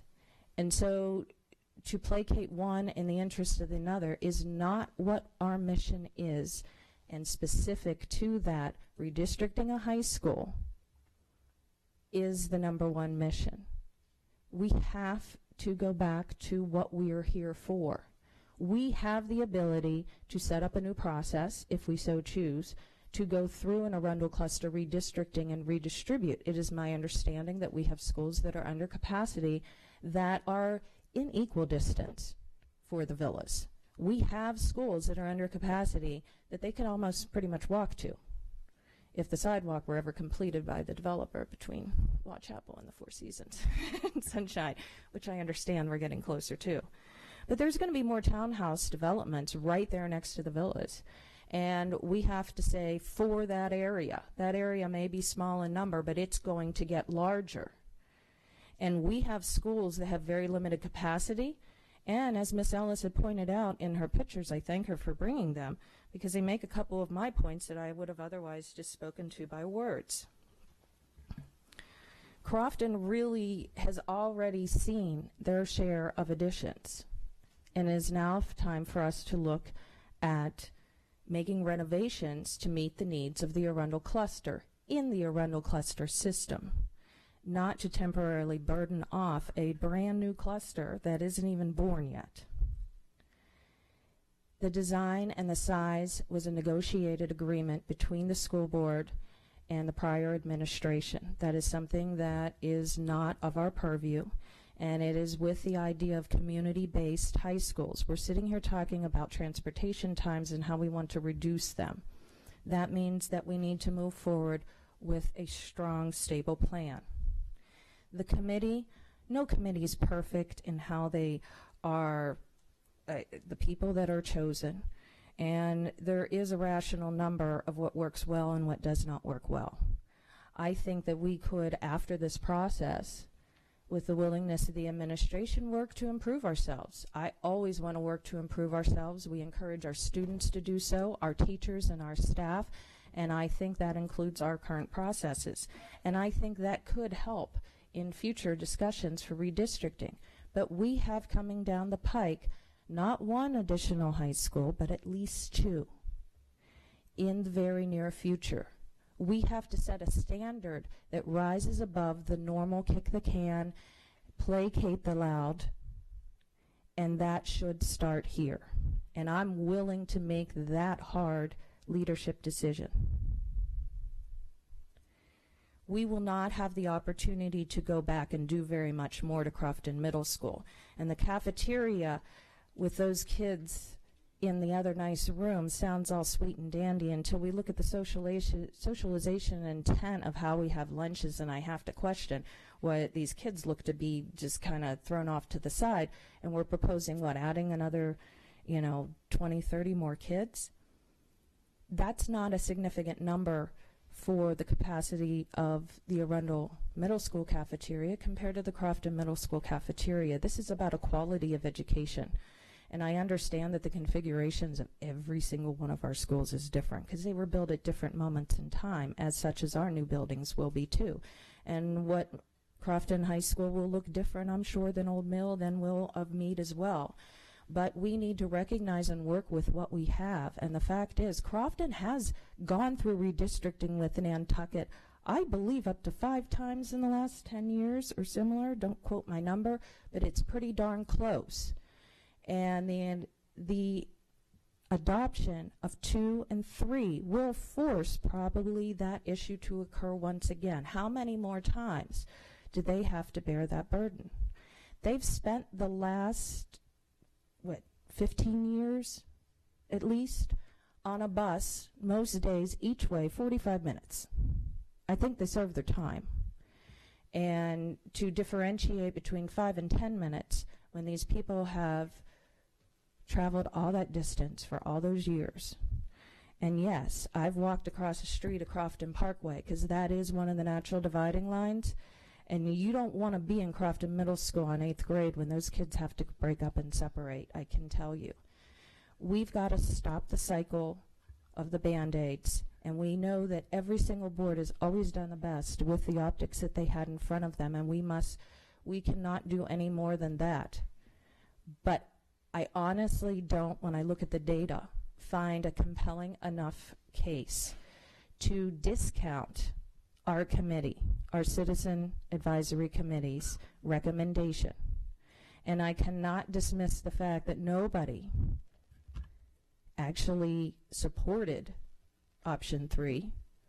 And it was used, I believe, more as a demonstration of if you wanted to share the love a little bit, this is kind of what it would look like. I think it would have gotten some votes in round 2 if it had any play there.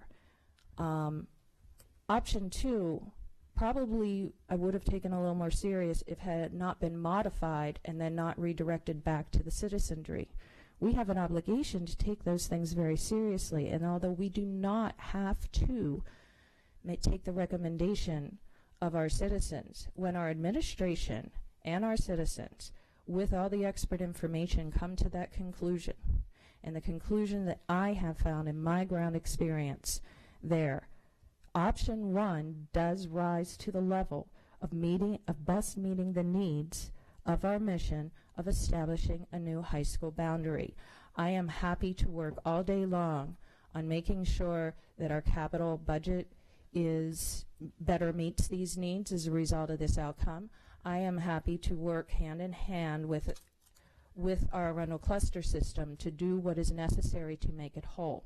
But when I look at ripping up meadows, because to be clear, I was one of the people working directly with that athletic association, going to elementary school, figuring out how to make sure that this new high school keeps our kids in their athletic programs without it being diminished.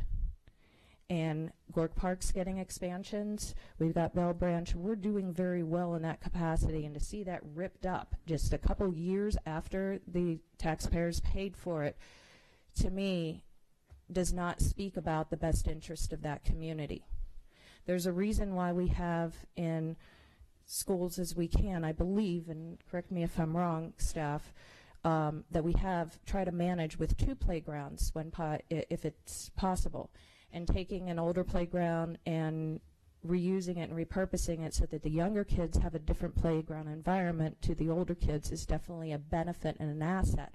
We're talking about taking away hard assets that are already there, just put in place, in a very strained, confined area. If the event of an emergency were to occur, that narrow little lane there with those buses and everything else, I mean, where do those parents go? We're talking about adding parents to the campus. And I would suspect that the farther out you go, just like at South River High School, we tend to have more Crofton parents picking up their kids than anything else because they're the farthest away, and when they have an appointment or something, they don't have the time to wait for the kids. I know that neighborhood very well, and I can tell you that it was never designed to handle multiple buses and multiple parent pickups. And I do know for a fact that anytime you go to reconfigure for capacity in a parking environment, particularly in a commercial or industrial or public use facility, the county is going to want us to do a thing or two, and that comes with a cost. The staff has put on record that we could be looking at $1, maybe $2 million in those renovations, and how quickly should those renovations occur. And so we're talking about that could be used, to be clear, as a down payment for the feasibility for the addition or perhaps even a renovation to Arundel Middle School. It could also be used likewise to possibly accelerate at the state level the funding for West County Elementary. And so are we talking about a Band-Aid that is going to inhibit and become a natural barrier for the very improvements that West County so desperately needs? We need to go beyond the immediate and look to the long term. And option 1 does that as well. I've read every single email, and I understand the raises of concerns of diversity, and I'm happy to work with the community to figure something out.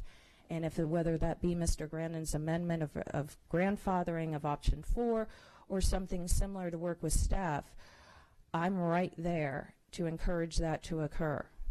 But I do not see that as a cause. There is nothing in the process that identified any targets that could have possibly been implied. The people that live there are the people that live there, and it is very unfortunate. I know from a real estate perspective it's god-awful, and there is no easy solution, but I would tell the real estate folks in a few years you're going to have a brand new elementary school to sell. And you will also have a high school now, because of this new Crofton High School, a high school that's no longer exceeding capacity and busting out in the seams. But one is the right size, for the community. Community schooling is where the nation is going and meets the model of all means all. And when we start picking one to the other, not arbitrarily, but based on isolated temporary solutions, I think we would definitely be remiss in our actions. Option 1 is, in my opinion, and the opinion of staff and the opinion of the majority of the people affected, the choice. And it will be my choice tonight. But I can assure you that regardless of what the outcome is, I'm going to work and make it work for everybody, regardless of what we vote on tonight. And I am committed to do what we need to do to continue to make progress, to make it better for everyone. And I just want to, in conclusion, thank the staff. I will tell you that, we haven't done a new high school in many, many years, and these guys have worked their butts off. And we challenged them with a lot of questions, and the communities challenged them with a lot of questions. And it all needed to happen immediately. We came on board, and this process was already to the 2/3, 3/4 mark. And I know that they did their best, and I want to thank them for their willingness to take the time to explain things to the community, especially, not just us.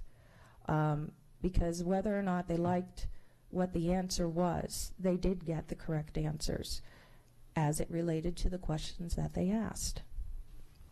So I want to thank you, Dr. Arlotto, and to you and your staff, because I will tell you, I was there for, those meetings of the community, and they stayed there until every question was answered, to be clear, late at night, 9, 10 o'clock at night. And I know we want to be timely tonight, but I do think that our staff is well worth the additional minute or two. So thank you guys once again. Thank you. Mr. Leib and then Ms. Antoine. Thank you, Mr. President. We, the board, we've been privileged to hear testimony from a great number of people in our community at board meetings, at public hearings. We've all been receiving hundreds and hundreds of emails, About every position that you could think of has been advocated for or advocated against. I don't think there's anything we'll hear tonight from any of us that'll be anything new that we haven't heard before. So I try and look at it very concisely. The charge of the redistricting committee was to establish attendance boundaries for the new Crofton High School. That was it. The redistricting committee's recommended plan was adopted by the superintendent of schools with some minor adjustments and submitted to this board for his formal recommendation.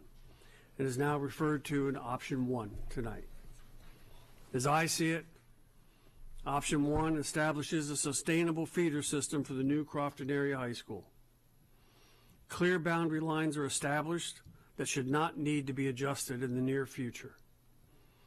It minimizes the number of students redistricted. It ensures students remain within their feeder system for their entire school career. And it provides flexibility to address future overcrowding without involving another feeder system. So to try and come right to the point, I will support option 1. Thank you. Ms. Sanchwein.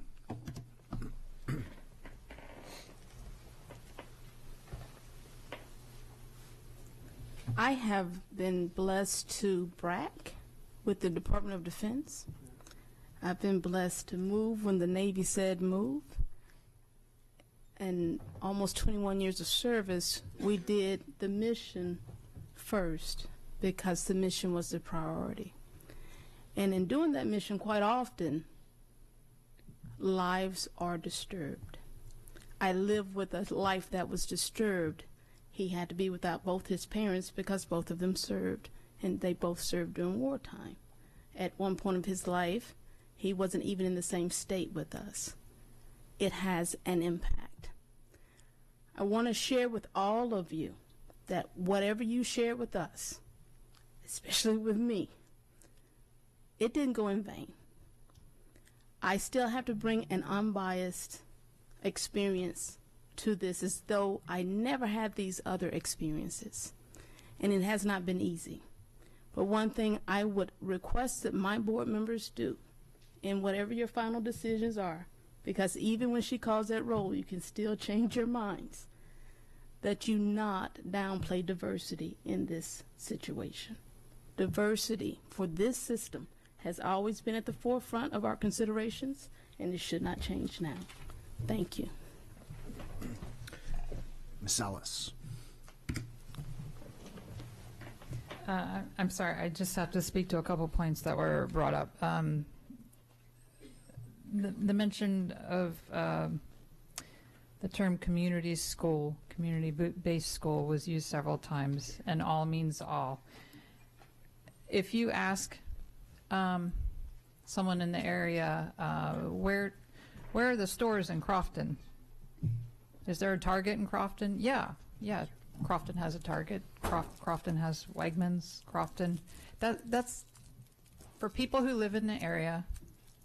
The Wall Chapel Town Center area is Crofton. We have heard that testimony from the residents who live there. And when you say, when we continue to use the words all means all, I struggle to see how we can make a decision to cut this community off from Crofton and send their kids on a commute that's 4 times greater than what they're doing now and burdening them with childcare issues that they have not had to deal with. As far as making the hard decisions and impacting certain schools, when I was talking about developments that are coming down the pike, I'm talking about already approved developments. So if there's more coming in Crofton that's already approved,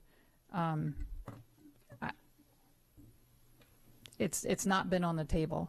I know that Two Rivers and Odenton Town Center are there. They're happening. They're building. So that's what I was referring to. And when we talk about, we have plans for an elementary school, and we can do things to, we can do improvements on Arundel Middle School. There's families, students who will be going through those schools will not be impacted by those things that are happening in the future. So we have to make decisions for them now. I again want to speak to the committee who developed the redistricting committee and say that I feel that they worked very well in developing options and exploring them. And that to me is the greatest thing, greatest work that was done by that committee. I don't think we can put a whole lot of weight into the final vote because people voted along community lines, as would be expected. A couple more things. It was mentioned about ripping up meadows. Again, I showed a picture of where they wouldn't have to do that at Crofton Meadows. Nobody wants to put up portables, but they're going. They're coming to schools no matter what option we do. And then it was mentioned about what would happen if we had to break up students in a hall in Crofton Middle School. Again, I was there yesterday observing. I would be much more fearful of that situation in the Arundel Middle School hallway. It's never an ideal situation, and I never want it to happen. But I would be very worried if that happened in the middle of that hallway in Arundel Middle School. So in summary, I agree that this is about quality of education, and I refuse to impact elementary students, their entire elementary and or middle school students, their entire middle school career by grossly overpopulating Piney Orchard and Arundel Middle. This is, when we say this is about establishing the boundary lines for Crofton High School, it should never have been interpreted to mean we do that on the backs of other students. We have to come up with the best plan for all students. There is no perfect plan. And look, I'm from Crofton. I grew up in Crofton. Many of my kids' best friends are in Crofton. My parents just moved from there about 5 years ago. Their house was the hangout. They had a pool there. Crofton is my roots, and I'm delighted that there's not a single neighborhood in Crofton that is not going to go to Crofton High School. I was baffled when I heard that that was a possibility during the redistricting process. But that's not the case. Crofton has their school. Crofton's going to their school. I've mentioned it, I don't know how many times, how it was talked about when I was at, at Arundel. Anyway, option 3 is the fairest option. And while I ran for office for a particular district, I sit here in this seat thinking about the students of Anne Arundel County. And this is the fairest option. Thank you. Thank you. Mrs. Hummer. I just want to address one thing. So a few of us here on the board have been here back when we approved the Crofton High School. And I can say that for me personally, it was a concern for me when we approved Crofton High School that we would be creating a white high school, that it would not be diverse. And that was something that I was very concerned about. So once we went through this process, I've looked at the numbers very closely to see that, because I think it's so important for our schools and for this area. All the numbers historically going up show that the whole Crofton Arundel area is becoming more and more diverse, which I think is a huge strength for all the students that are there. And when I look at the 3 plans, I looked at the demographic numbers between the 3 plans, and it is the diversity numbers are changed by less than 1% between each plan. So it's not a significant alteration for diversity. So I just want to point that out there, that for me that is something I've looked at closely, but when I compare the 3 plans together, that is a really the numbers do not show for anyone that there's going to be a significant difference in the diversity. So I want to put that out there. And I see that the two high schools are fairly close when it comes to diversity numbers, and I think Crofton is only going to become more and more diverse as time goes on, because we're seeing that in the neighborhoods that come through. Nantucket and Crofton Meadows Elementary are incredibly diverse schools and are only becoming more so. So I think that's going to be a strength for both areas no matter what plan we decide, is that I think that whole area is going to continue to be a great model for diversity and inclusion for all of our students. Okay. Is there any further board comment? Seeing none. At this time, Mrs. Connolly, we're going to move with a roll call vote, stipulating options, and any option that receives 5 votes will be the designation. Please call the roll. For option 1 is the... No. Each member is going to indicate what their option choice is. If one option does not receive 5 votes on the first roll call, we'll move again and do another round until, and there may be some discussion in between. Thank you. We'll keep going until we hit 5. Thank you. Starting with Mr. Grannon this evening. Mr. Grannon. I support option 1 with option 4. Ms. Corkadell. I support option 1 with option 4 and option 4. Ms. Hummer. Option 1. Ms. Urrea. Option 1. Ms. Antoine. Option 1 with 4. Ms. Scholheim. Option 3. Mr. Leib. Option 1. Ms. Ellis. Option 3 with 4. So for option 1, oh, I'm sorry, Mr. Gillen. Option 1.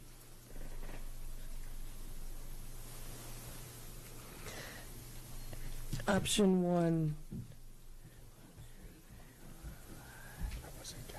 Did you want me to count with the plus 4?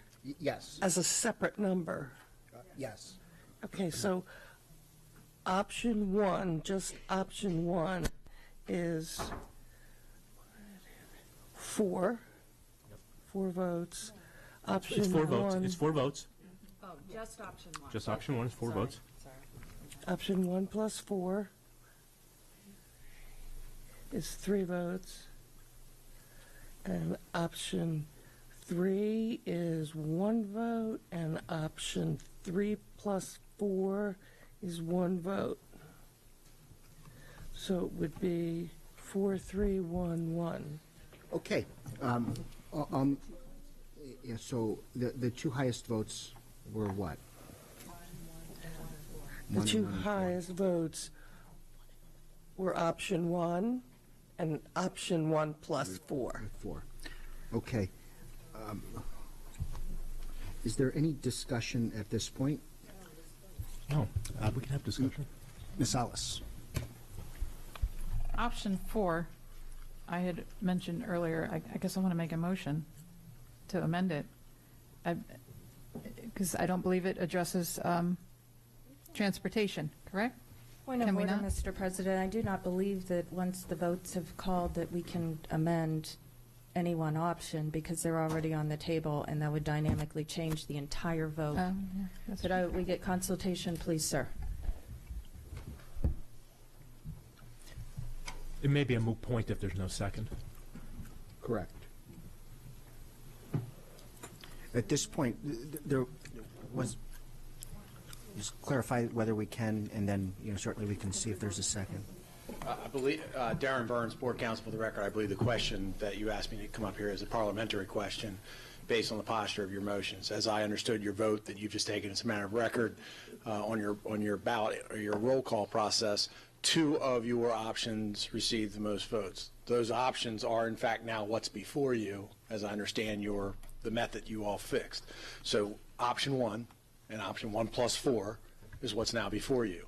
And I believe that you're about to take more discussion on them. Whether those can be amended by motion made and properly seconded and discussed is a different issue. You can't go back in time, though, and alter what's now been approved, or voted on as your top 2 options. Proceeding, you have your top 2 options. You're about to discuss them, And that I'm not going to tell you that you can't move for amendments. Okay, great. Certainly I understand Robert's rules will accept it. I just wanted to make sure for redistricting purposes. One and 1 plus 4, what you're moving forward on from here. As originally proposed. As proposed. And again, from this point forward, you're about to discuss what you voted on. Because it would dynamically change what the initial vote would be if you were to amend the options at this time, and would force, we would either have to go back from scratch, or because then we're not voting for the same things again, we're voting for amended versions. Well, and the other thing to consider too, and that would not. Well, the other thing to consider too we would have to is go back and open up for public testimony as well. okay. On the amendment. Yeah, beyond your parliamentary issue, which I think we just addressed, and I hope you'll take my advice on that. You are where you are with 1 and 1 plus 4. They are what they were when they went to the vote.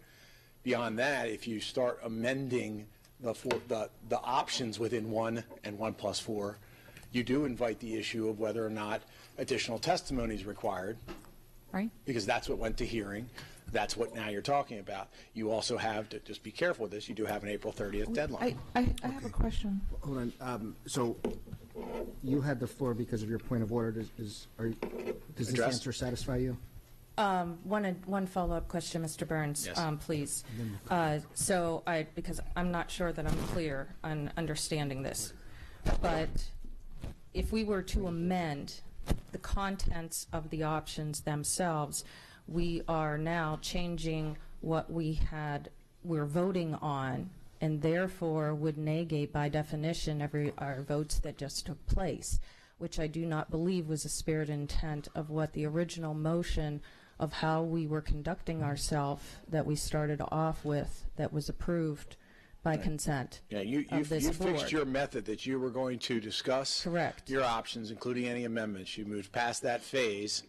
You then had your roll call. So the moving forward of this would change our methodology, would change the actual options, would diminish and limit testimony because the public was not made aware of a dynamic change of it, and therefore change the integrity of the vote that we just took as well, because it changes what we're voting on fundamentally and substantively. So I just wanted to make, is that correct? Or minus my conjecture? Yeah, it's two different issues. From a parliamentary standpoint, you captured it accurately. From a substantive standpoint, you fixed your method of voting, do a roll call, in which when you got to the top two, if one of those options, let's just, as an example, as you fixed your method, as reflected in your consensus on having a roll call of all options being on the table, had one of those received an 8-to-1 vote in favor of it, this discussion would be over. That would have been the prevailing option. No. Your agreement was that if you move forward with less than 5 votes on 2 options, those will be discussed in your next round of discussion. Whether or not you could amend those, I would think that you're probably then going against the method that you chose to vote these in. A point of order for Mrs. Schallheim. Oh, okay. As I am reading option 4, there is no stipulation that we are automatically busing anyone anywhere. It's my understanding then that would fall under Dr. Arlotto's purview to make that decision, because it doesn't state that clearly. So I think, right? Am I right, Dr. Arlotto? Can you help me out here? Okay. I'm not sure that I can. Okay, so I'll let you finish your comment. Yes, here's my question. Okay, so as I'm reading option 4, there's no conversation and there's no text in option 4 that talks about transportation. So if option 1 plus option 4 were to go through, it's my understanding that it would then fall to you and your staff to decide whether or not you're going to bus children under option 4. Is that accurate, or am I missing the boat? That's not my interpretation. My interpretation of the discussion at the time when option 4 was proffered, discussed by this board and agreed to bring to public testimony was that transportation would be provided for those families that chose to remain to grandfather themselves. That was my understanding of the discussion at the time. I don't disagree with you that it doesn't say that in the verbiage here. I'm not disagreeing with that. I'm saying my understanding was, and staff's understanding was, that this would include transportation. So the cost that we were given, Mr. Point of Chekhovich- order, we're discussing the point of order, not the merits of the option, I believe, unless Mr. Gilliland has removed that and has reconciled that and is moving back to discussion. Can I just finish my sentence? It would be almost impossible for us to really get to the fiscal impact because there are so many options, right? Got it. Within one cul-de-sac, one family could choose to remain at their school, and the other family who went to that school could choose to go to a different. Okay. So it's very difficult for us to come up with a finite number for you to contemplate. Thank you. That's all I wanted to know. Cheers. Okay. Ms. Ellis originally had the floor before the first point of order was made, so I'm going to defer back to you and then Mr. Grannon. Okay, so if help me out, colleagues, if I'm understanding. We cannot amend option 4 to address transportation. Is that correct? Did I understand that correctly? Is anyone hearing it otherwise? That was the advice of the legal counsel. Thank you. There were conversations going on, and I was making sure I understood correctly. That's why I asked a second time. Right. because it got a little- And then,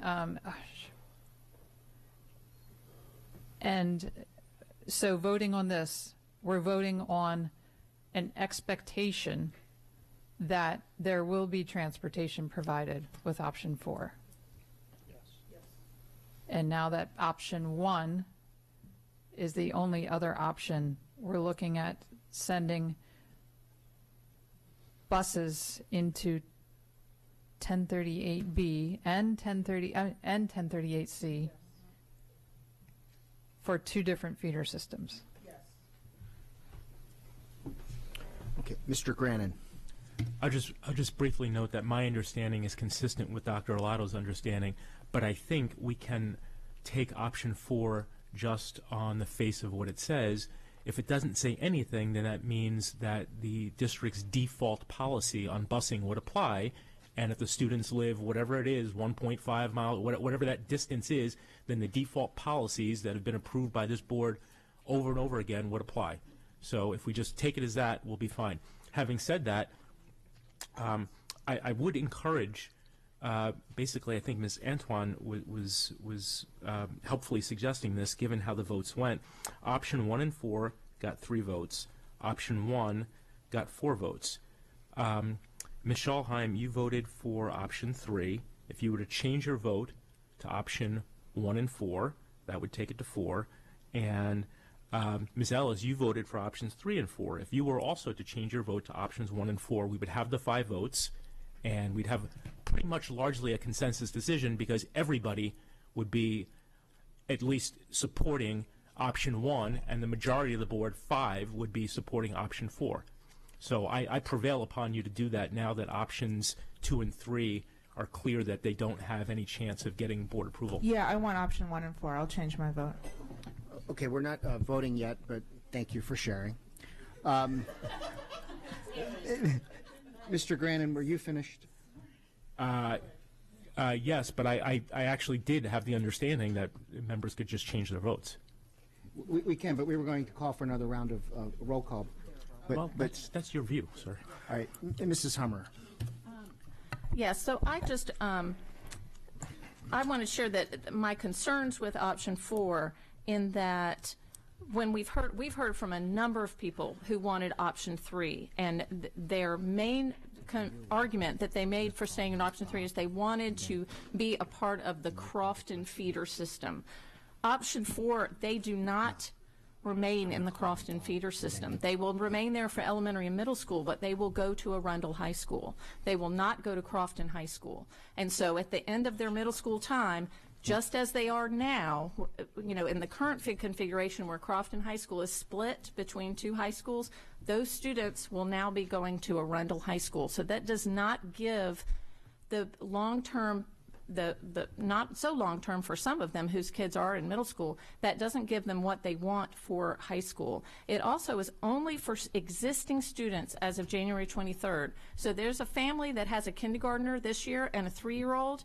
Their kindergartner is not going to have this choice because they are not an existing student. Only their kindergartner will be able to stay at the Crofton schools, but their 3rd grader, when they get to 5th grade, will not.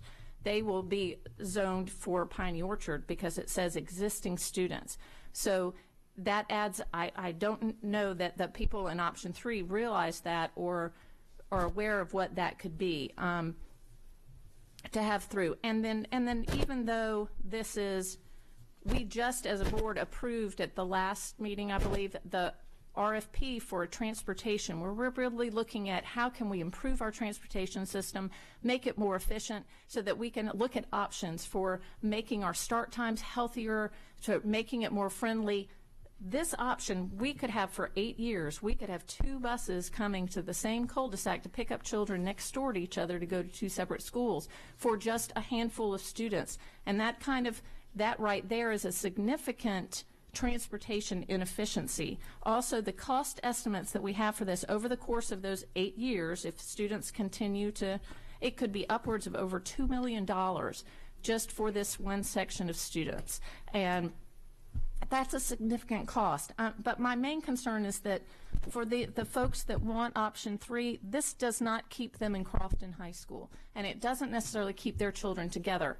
However, they could still, we have an out-of-area transfer process, and students can still apply for this, and that's something that the board can consider when it comes times for families without mandating with the option 4 and mandating the transportation, which will be an incredibly inefficient for an extended up to 8 years of time. So those are my concerns with option 4. Okay, Ms. Urrea. I call the question. Okay. We're going to do second. All right, all in Good. favor? Good to know. Say aye. Good. Opposed, no. The ayes have it. Aye. We now have a roll call vote again. Ms. Connolly.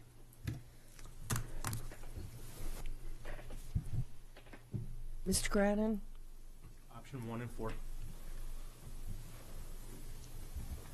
Ms. Corcadeau? 1 and 4.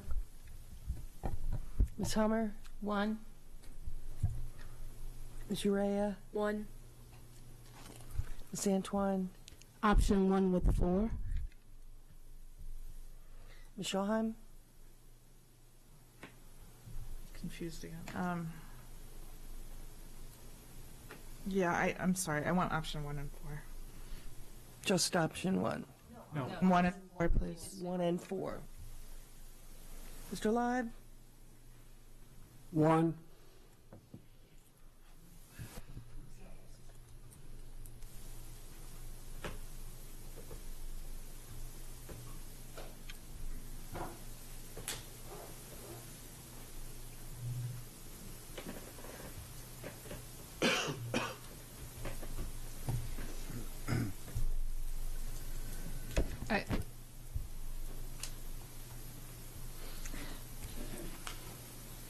I've worked very hard on this issue.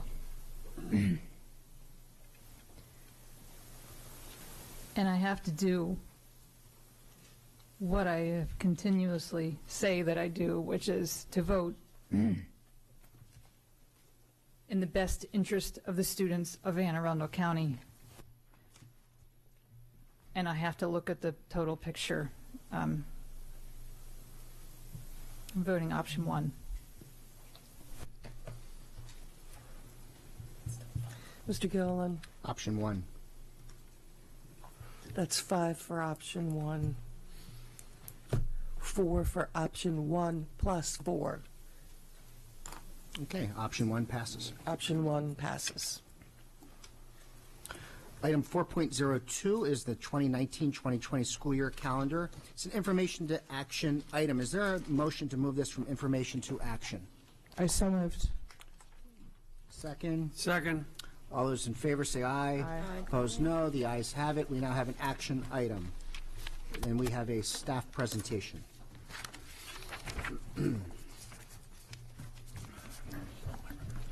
Oh, shoot. I'm sorry. Dr. Arlotto, can we have your recommendation, please? Yes, sir. I recommend the board concur with the calendar committee's recommendations. Is there a motion? And a second? Okay, and now presentation, and then we'll have board discussion. Good evening, President Gilliland, members of the board, Dr. Arlotto. For the record, Bob Mosier, Chief Communications Officer. I'll allow my colleagues to introduce themselves. Teresa Tudor, Senior Manager for School and Family Partnerships. Jason Dykstra, Executive Director of Instructional Data. So what we're going to do tonight is take you through the results of the survey that you directed Dr. Arlotto to have staff create, and then just provide you with that. So the survey was open from the 27th of March through the 5th of April, available in English and Spanish, and it really asked two questions. Do respondents want to add 4 days to the end of the school year, with those days being utilized elsewhere? And if so, how do they want those days to be allocated? We made clear in the survey instructions and releases that the start of the school year would remain September 3rd.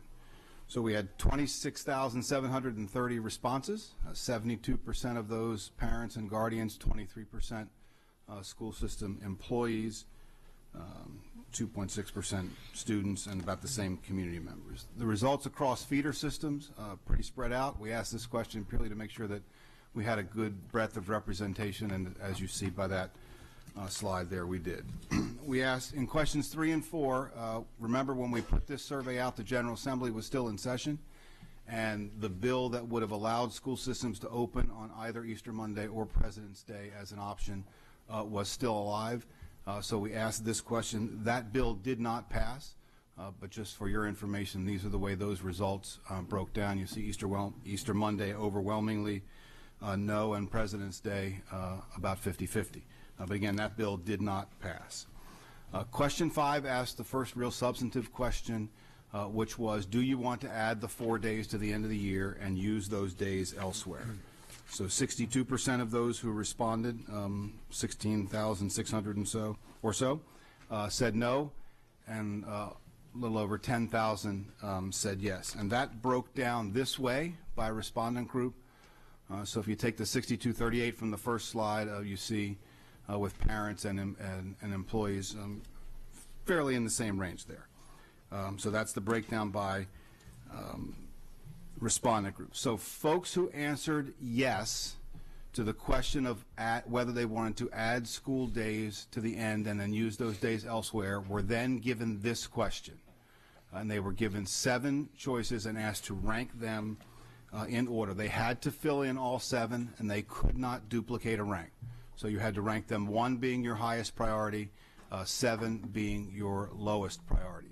Folks who answered no to the question of extending the school year did not get this question.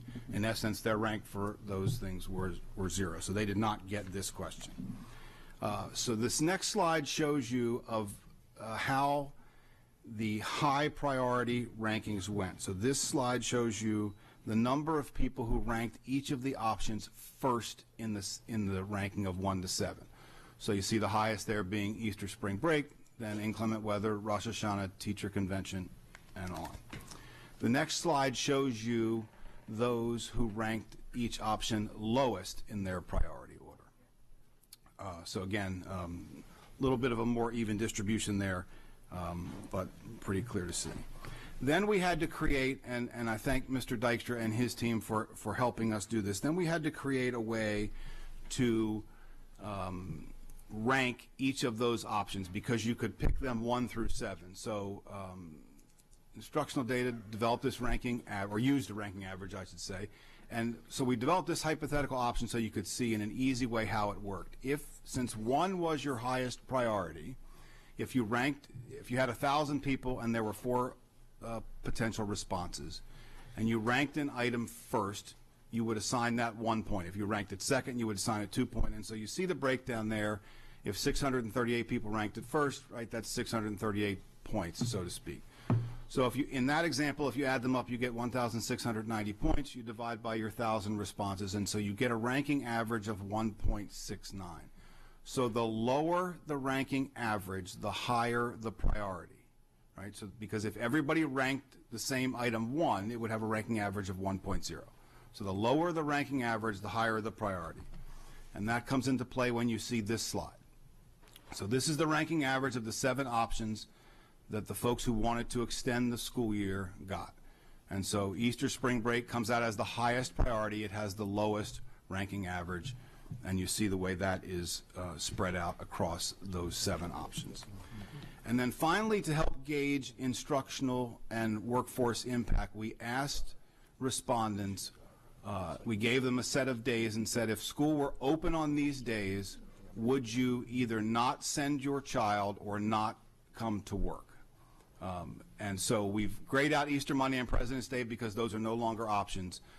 But that gives you a sense of essentially what absentee rates would be, right? Folks who would not send their children to school or would not attend work. So with all that in mind, the second piece of the board's direction to the superintendent was to convene the calendar committee. And so the superintendent recommended to the calendar committee to leave the 2019-20 calendar intact, inclusive of the religious observance changes that this board adopted in January and February. Ms. Tudor convened the calendar committee. She and I sat in on that. Mr. Dykstra was there as well. And the calendar committee concurred with the superintendent's recommendation and then added a second recommendation, which was to conduct a survey next September prior to convening the calendar committee again to discuss the 2020-21 calendar, specifically to gauge public opinion on restoring a week-long Easter spring break. So that, in a short order, is how the survey results broke down, and we'd be glad to answer any questions you have. So we've got a number of questions among the board, and then we do have some public comment cards as well. We'll go with Mrs. Ellis and then Mrs. Shawheim. Oh, Mrs. Shawheim. Whoops. Okay, Mrs. Shawheim. Yeah, sorry. I simply move that we close on September 30th, 2019, thereby restoring a 14-year AACPS tradition. Second. Okay, there's a motion and a second. Discussion. Ms. Antoine, your light is on, but is that on this motion? Okay. Discussion on this motion then. You want to talk?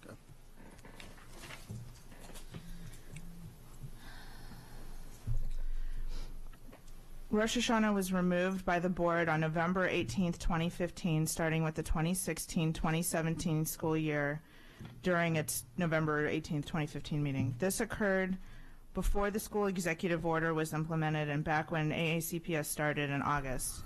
At that time, the calendar committee's recommendation was to keep Rosh Hashanah.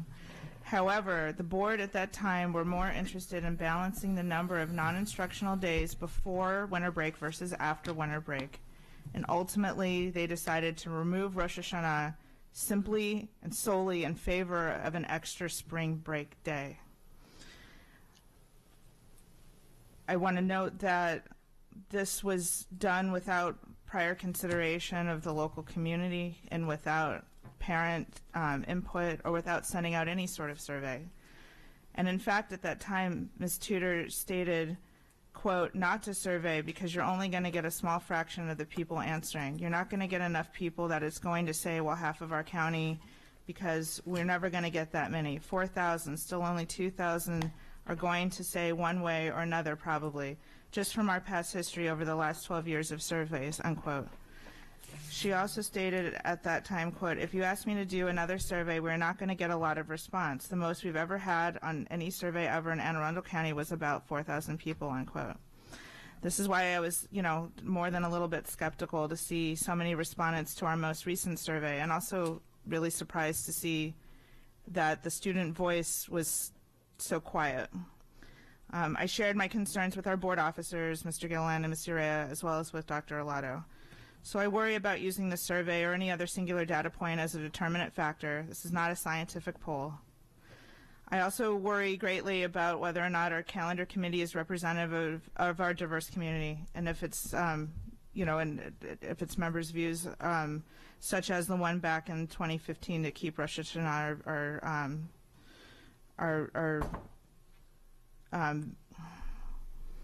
if they're really taken into account.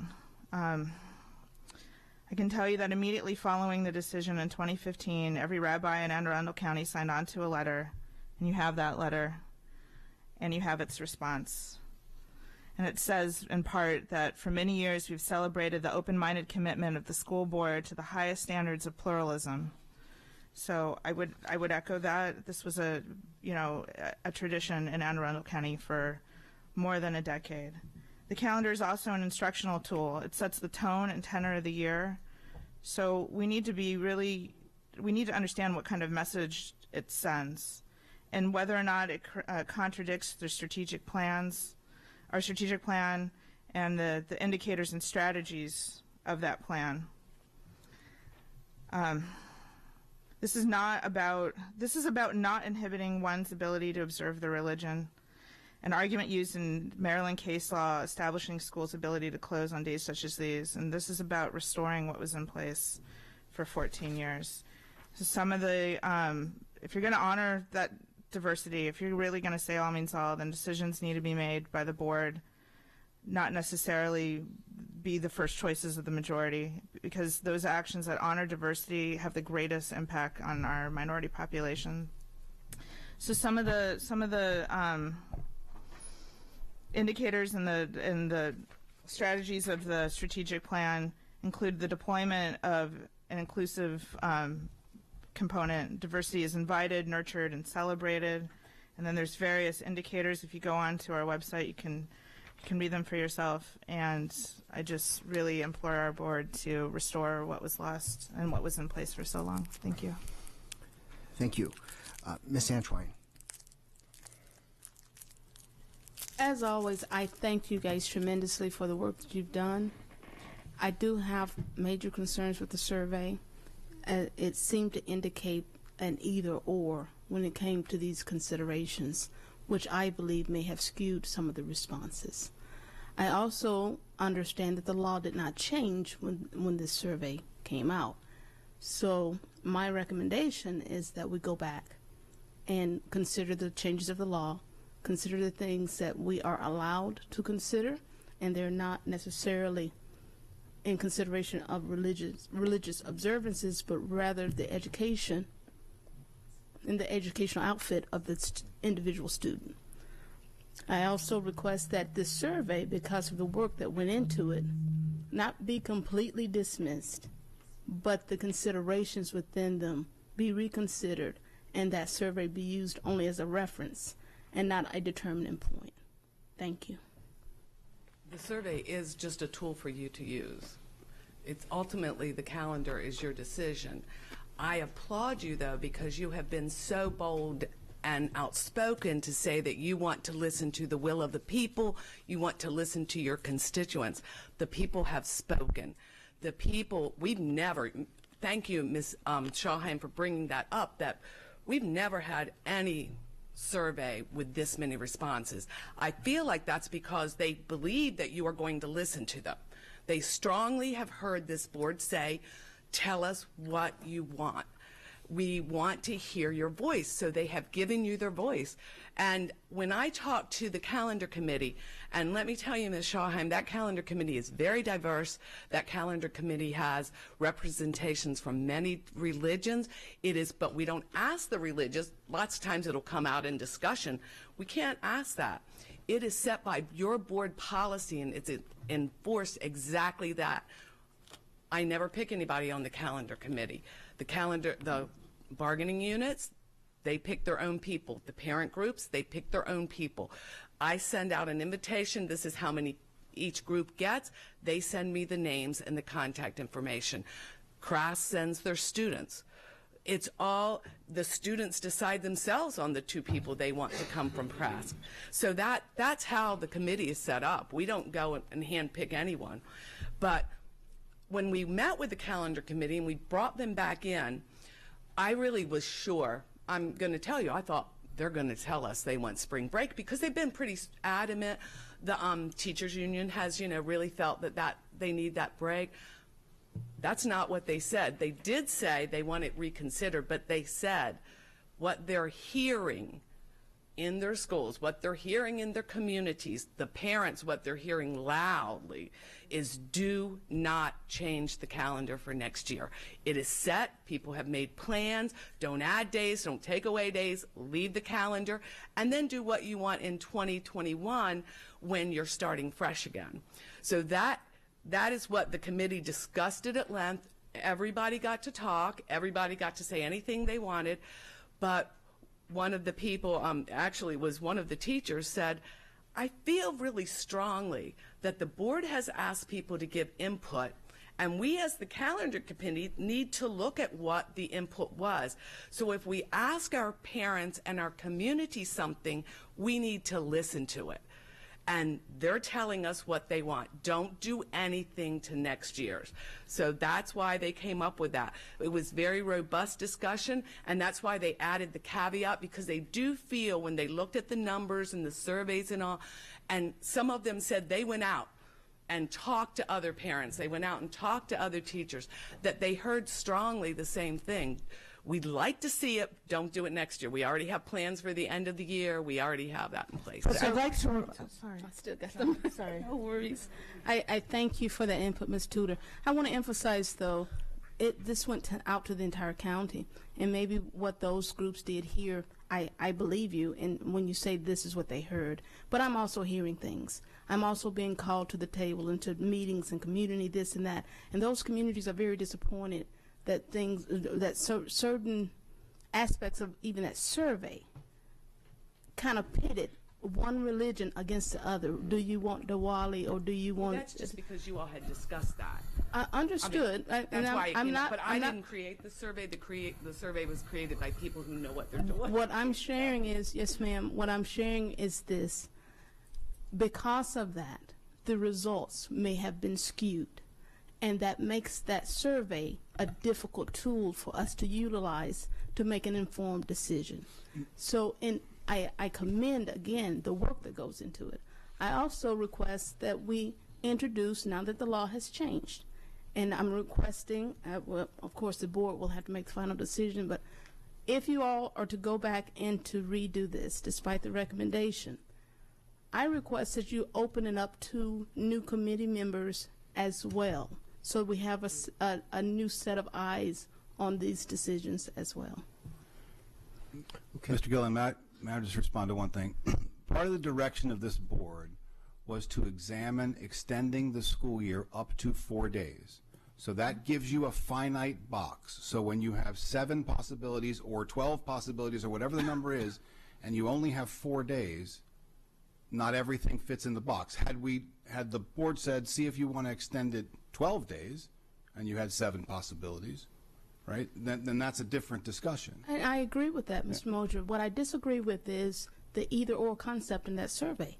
The 4 days can be applied, and we can call them all professional development 4 days, right? It did not have to include, do you want Diwali, or do you want this, or do you? I even saw one question about Veterans Day. It gave them choices, and because of that, I believe it would skew that understanding. Also, in terms of law, as I've learned, it doesn't align with what the law says we do when we consider changes to these calendars. So the survey, to me, is a great reference. It most certainly, at almost 30,000, speaks to the will of many of our constituents and our parents and otherwise, our students. However, the results are what I'm concerned with, and how we generate those results and how we interpret those results.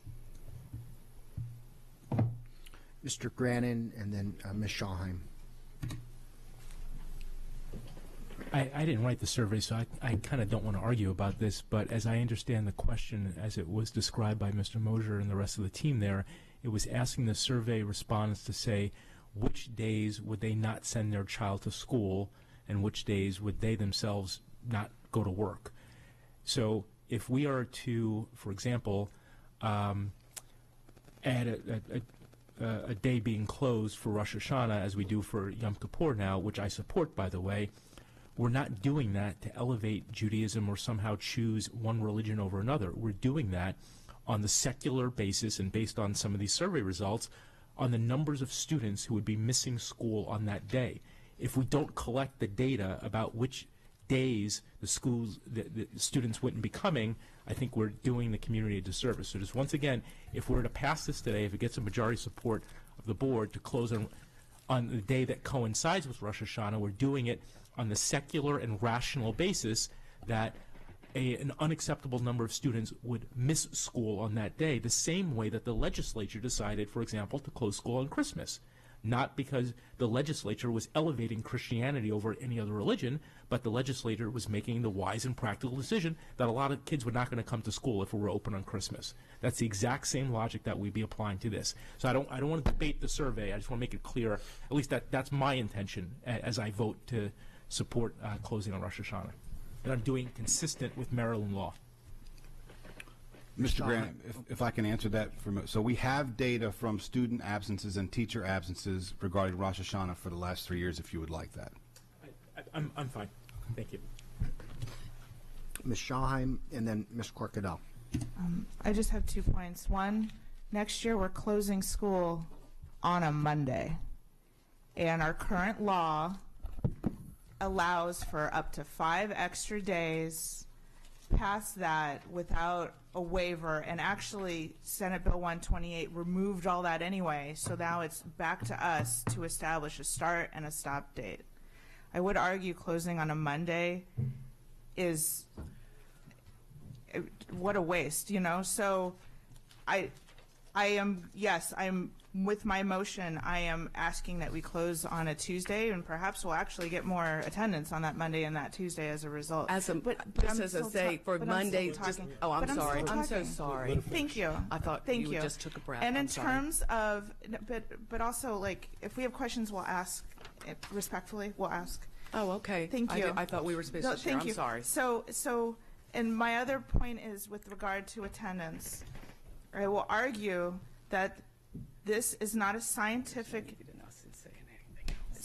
poll in any regard, and that I would also argue that after Rosh Hashanah was removed after being a non-instructional day for like 14 years, the attendance of our youth in this county at shul on Rosh Hashanah decreased significantly because those students were now having to choose between school and observation and observance of their religion. And it says, you know, it says very clearly in the law that we shouldn't we shouldn't advance or promote a religion, but we shouldn't inhibit it either. So you know, for whatever that's worth for those here and listening, I am just reinstating what was lost. What was lost in favor of a spring break day that year, because there was way more, or at least slightly more, non-instructional days before winter break versus after in that year. Those arguments no longer hold now. I want to reinstate the tradition that we had in place. If I could, just in case the board were not aware, because Ms. Schalheim brought up the subject of finishing school on a calendar on a Monday. So the MSDE allows for school systems to ask for a waiver if in any year your school year would end based on your calendar on a Monday, so you don't have to bring everybody back after a weekend when you're in the summer. So if in fact this calendar were to move forward and we were to finish in any year on a Monday, we would traditionally request a waiver to then end on the prior Friday in any given summer. Thank you for clarifying that. I appreciate it. Okay, we'll go with Mrs. Corkadell, and then no further lights at that point. I'd like to ask if we can move to public comment after Mrs. Corkadell. Thank you, President Gilliland. I bear with me for a second because I created notes for myself because there's some legal and technicalities that I wanted to make sure, but is based on the direction that we're going. I'm personally going to be supporting Ms. Schulheim's amendment. And I want to address the pure secular.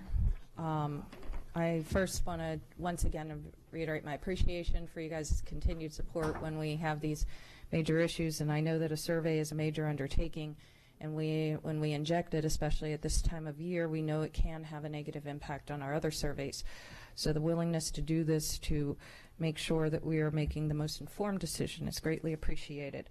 And I got to say, I'm overwhelmed by the response. And I do believe that Ms. Tudor is correct that our voices, we've said we want to hear you and we're being heard. I don't think there's anything more to be said about the survey questions themselves. Not being an expert in data and surveys, I hesitate to draw any conclusions that it was to our advantage or disadvantage. But as it relates to adding this date onto the calendar to coincide, I just want to make a couple points and maybe a little expanding on what Mr. Grannon has said. You know, every time, you know, we may have started as a school board decades and decades and decades ago, like Montgomery County did, 130 years ago, you know, with the starting of the Easter break, for example, which is a legal case study that I read over in preparation for tonight. And it has since become now a tradition. In other words, it transcends its original religious intent, and now is a tradition embedded in our culture and our society. And so the dancing around of, is it purely just for religious purposes, I do not believe is relevant anymore. But the question of relevancy is, do we restore a tradition that are decades and decades and decades and decades in the making? I can tell you from personal experience that I looked forward to that extra bump day, because the practicality is, and then I developed a reappreciation when my kids went from elementary school and eventually into high school, because when faced with these very daunting syllabi, especially in the transition years of 6 and of 9, and that junior year when you've stacked, we heard all these kids stacking in 6 and 7. I thought my daughter was pretty crazy with 5, and here I'm hearing 6 and 7 and 5.0s, and man, my mind's blown. And speaks droves to the quality of our education, clearly. But my point is that those were days of respite. I am not of Jewish faith, yet I do recognize that there's a need for us to, beyond the scope of one large lump sum in the summertime, to recharge. We just spent a considerable amount of time hearing testimony, and we're going to continue for the next up to 60 days in the discussion of class ranks to hear a lot more about the mental health. And it seems to me like we have a group of folks whose needs feel that they are no longer met. We have an opportunity here to add that little extra break for our kids to kind of recollect and get ready to face that year. We no longer have the parent-teacher conferences at the critical years in that first semester. And I know the one year that my son was having an issue, waiting until November just made it that much worse.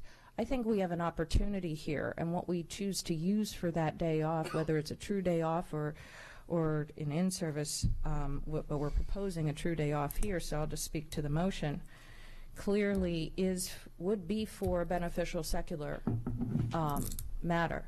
And no matter what the family chooses to do with that day off, they will benefit, they will recharge. We know that mental statistical facts are that small periodical breaks are more beneficial. And as we continue to impose more and more stress on these kids, I think we now have an opportunity to maybe add something to our wheelhouse and our toolbox as to how we address mental health. And so I see this as an opportunity, not just to restore tradition, but also to create a new opportunity.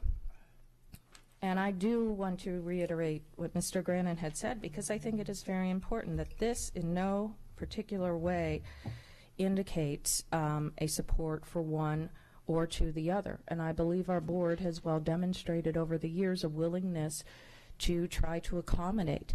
And one person's needs are different than the other. Whether the person is of faith or of none, we have an obligation equally and proportionately to all.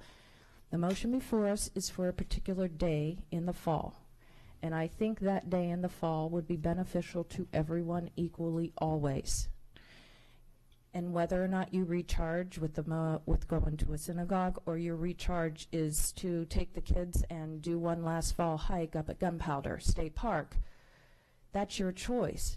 But the fact is that every single person will benefit from that day off. The teachers will benefit, the students will benefit, and the community will by and large benefit. That doesn't mean everybody will, but in the by and large, I do believe. The numbers may not have tiered number one for that time of year in the fall, in September, but I will tell you that it was not sitting at last either.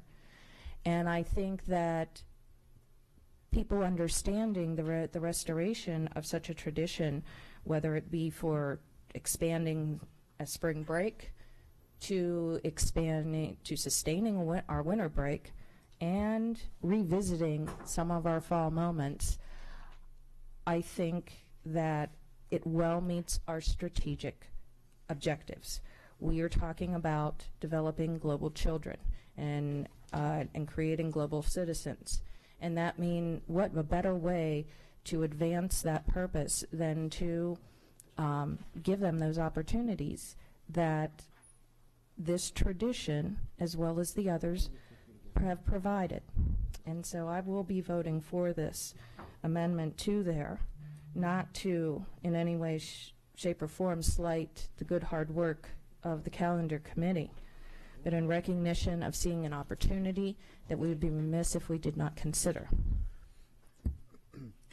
Okay, if we can move to public comment right now. We have 5 cards, and I know some people have been waiting for a long time. Cindy Landis, Avery Landis, Ilana Schwartz, Joshua Schwartz, and Janet Norman.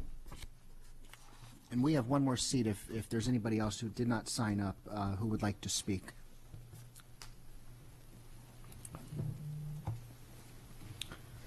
And feel free to, anybody can start. Hi, this is Cindy Landis. Thank you all for all your comments about the calendar. I'm here specifically because I am Jewish. It is Rosh Hashanah. I have a son in 7th grade and a daughter in high school who is 15 and a sophomore, and listening to those kids made me actually rethink my thoughts. A couple things that were said. Ms. Urrea at the beginning said she spoke about the principal at Meade High School and how he makes every student feel like they matter. And wouldn't it be great if every student could go to school in Anne Arundel County and feel like they matter on their holiday, instead of having to choose between going to school and going to synagogue?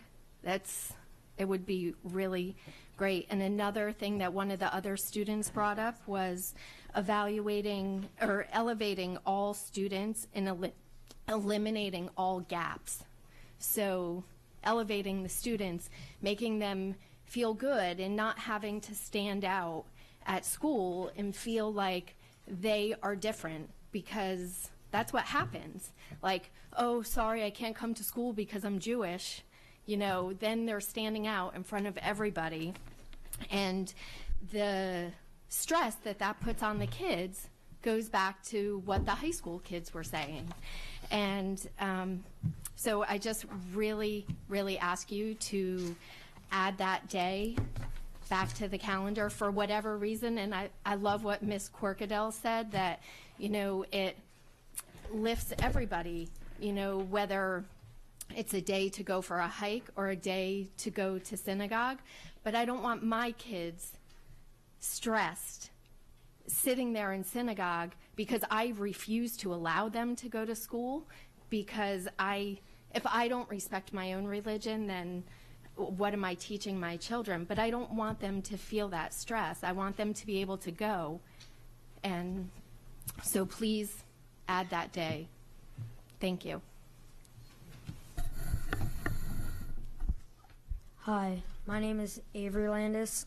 I'm in 7th grade at Savannah Park Middle School, and biased behavior in my school is really bad. I'd say almost once a week now I hear racial or anti-Semitic comments, either to kids I don't know, to friends, sometimes to me. I've dealt with it, anti-Semitic comments, but you have to stay strong when it happens.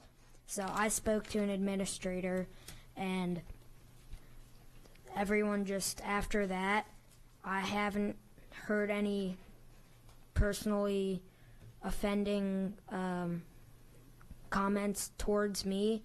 I've just been called a snitch, which I find really unfair because I was sticking up for what I believe in. And this was at the beginning of February, and last week was the last time I was called a snitch. And I think that's a little too far. But the reason I'm speaking here is I want you to close schools on Rosh Hashanah and Yom Kippur. These are the most important Jewish holidays, and I should not feel that I have to choose between my religion and my school. I'm very proud of my religion, and teachers, even though they're not told to, they still give tests and homework assignments to be completed while I'm at synagogue, so I have to stress when I come back from 1 day or 2 days to do homework, stay after school to do tests, and I find it unfair. So I say the teachers need to show more respect, and if AACPS respects us by closing schools, the message will follow through that to the student body. Thank you for your time. Thank you.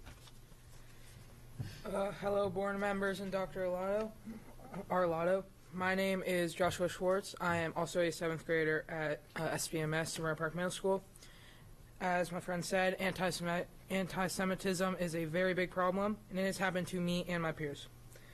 And with some people, it is treated as a joke. This is as big as a problem as this is. You unfortunately have caused another problem with keeping us in school on Rosh Hashanah. Rosh Hashanah and Yom Kippur are two of our biggest holidays. And we, as Ms. Landis said, are standing out because we are staying home on those days. This is very big, and even though they are not supposed to, because I'm pretty sure you guys passed something about it, they are still, teachers are still assigning tests, which has even caused me to get a 0 and to lower my grade. As previously mentioned, I know, as I agreed, education is in good hands because I do very much so like my teachers and staff. My question is, why is this happening? This can be accounted to the lack of knowledge of Judaism and the lack of it being taught. As a student, I can say I taught more about Judaism to my class than my teacher did because of the stuff we were learning. If we are able to learn about holidays of my religion and people and the religions of others, it would really make others appreciate the importance of our big holidays and others' big holidays. If that happens, there's no reason the calendar should not have our holidays, have us be in school on our holidays, but have other religions have their holidays off. Yeah. Hello, everyone. My name is Ilana Schwartz. I am speaking tonight as a parent, as a former educator, and as a Jewish mother. And I find it in some ways almost silly that we have to come and talk about this and talk about, if we were in Montgomery County or Howard County or Baltimore County, this wouldn't even be an issue. However, we have found, as the boys have said, that in Anne Arundel County, I grew up in Howard County, anti-Semitism is a big deal here. When the survey came out and having an opportunity to pick different things or say, would your child be here, that, or as was mentioned before, feel like you have to pick an either or an or. It was like, instead of doing apples to apples, it was like apples to dragon fruit, to kiwi, to grapes, to things you can't even pronounce or open. And it's not a fair assessment. Recognizing that for us, high holidays are really important. And with this past year, the school year, that even though it says very specifically, so I'm looking right up there with the religious observance language, that testing is not supposed to happen those days, it still did. Homework was missed. There actually weren't opportunities to make them up. And starting off the school year with a 0, not okay. I heard some amazing things, and you're doing so many wonderful things when it comes to diversity and inclusion. And I heard diversity, diversity, diversity over and over tonight. And I think every single person in this room may have a different definition of diversity. And we heard it used in a lot of different ways, where it's not just socioeconomic class, it's not just race. It encompasses so many different things. And while we are making strides, it's not where it could be. So we have an amazing teaching moment available, where that looking at a school calendar where you can see that this day has importance, yet this one doesn't. What does that say to the rest of the community? We got to hear from a lot of different people when you see the numbers come in of what is important to that family, because this doesn't matter to them over here, because they may not understand, they may not realize that it's a big deal to other people. It's not theirs. So maybe it's let's pick this instead of that, where they're not necessarily equal weight. So we have an opportunity to decide, and well, not we, you have an opportunity to decide of where's the teaching moment here? Do we say that this has value? Because if we're saying and celebrating, I heard mentioned tonight, diversity and cultural celebrations, that every student matters, targeting every single student. We don't want people just to be numbers. Diversity has always been at the forefront of the decision. So I invite you to keep that in consideration, that it's not just about numbers. It's not just about majority or minority. It's about people and every person mattering. So I do appreciate everything that you do, and I do urge you to please put Rosh Hashanah back on the calendar for whatever purpose it is that serves you, so it can serve your community. Thank you. Thank you for your testimony. And Avery and Joshua, if you've been here late tonight, and if you need to miss first period tomorrow, we can get the superintendent. School's closed tomorrow. Oh, spring break. No. This is how they're starting their spring break. We'll take notes, though. I was trying to work in getting a note from the superintendent, so that's what. Thank you for your testimony. Anybody else that would like to testify on this motion? Seeing none. Mrs. Connolly, or actually any other board discussion on this motion? Seeing none. To close schools on what's the date? September 30th. September 30th, 2019. Okay. Wait, no, but we have to add. Right. No. And, well, No, let's do that separate. My motion is to close schools. Right. So it's my understanding then, just procedurally, if this motion carries, then we would have to have a subsequent motion to change an end date or make it. Yes, yeah. Okay, so I think it just makes sense to keep these simple. Yes, thank you. I'm a simple guy. And seeing no further questions, Mrs. Connolly, this is a vote to close schools on September 30th, 2019. Would you please call the roll? Mr. Grannon? Aye. Ms. Corkadell? Aye. Ms. Hummer? Nay. Ms. Urrea? Aye. Ms. Antoine? Aye. Ms. Schwalheim? Aye. Mr. Leib? Aye. Ms. Ellis? Aye. Mr. Gelman? Aye. That's 8 in the positive, 1 in the negative. Motion passes. Okay. Given that, we might need a minute to come up with a subsequent motion that somebody can offer. Mrs. Hummer. I actually, this is not about the end date, but I have another amendment that I would like to make to our calendar. Right, currently our calendar says Christmas, winter break, and Easter, spring break. And I would like to change that so that it just says winter break and spring break, because we're not designating and highlighting one religious purpose over another. And that's just a minor language change, but I think it does send an important message, because it is winter break and it is our spring break, and it happens to fall on those dates, but it's not because of those times. Second. Okay. Quick point of information. Those dates are mandated by state law, and I'm just pointing out for everybody's knowledge that the state law expressly refers to both Christmas and Easter. Okay. Any further discussion? Without rewording all of that, Mrs. Hummer, I was going to say that sounded like a motion, so we're going to move and second. Okay. Seeing no further discussion, Mrs. Connolly, on Mrs. Hummer's motion, would you please call the roll? I'm sorry. It's late. Public testimony. Seeing please call the roll. Mr. Grannon? I'm going to vote no, but I want to just state for the public's consideration, obviously saw my other vote, and we have other things on the calendar where we close for Rosh Hashanah, we close for other holidays, and consistent with the state law, I'm going to vote no on changing the names of these breaks. Ms. Corcado? Aye. Ms. Hummer? Aye. Ms. Urrea? Aye. Ms. Antoine? So the motion is to change it from Christmas break to winter break? I thought it was already on the calendar as winter break.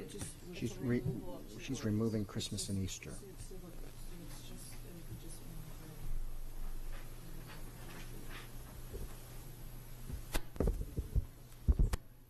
And that, just clarification, you're requesting that for what reason?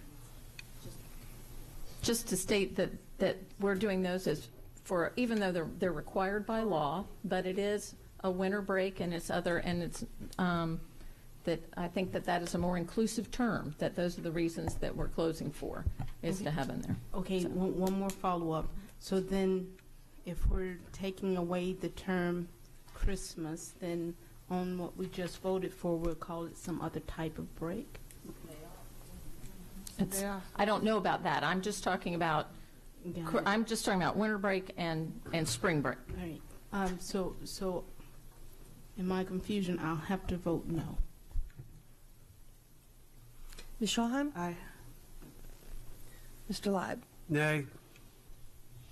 Ms. Ellis?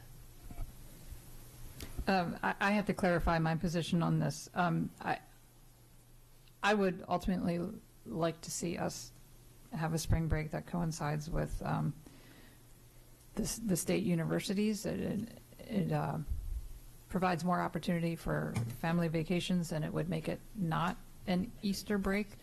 But I think it's kind of disingenuous at this point. I know what the intention is, but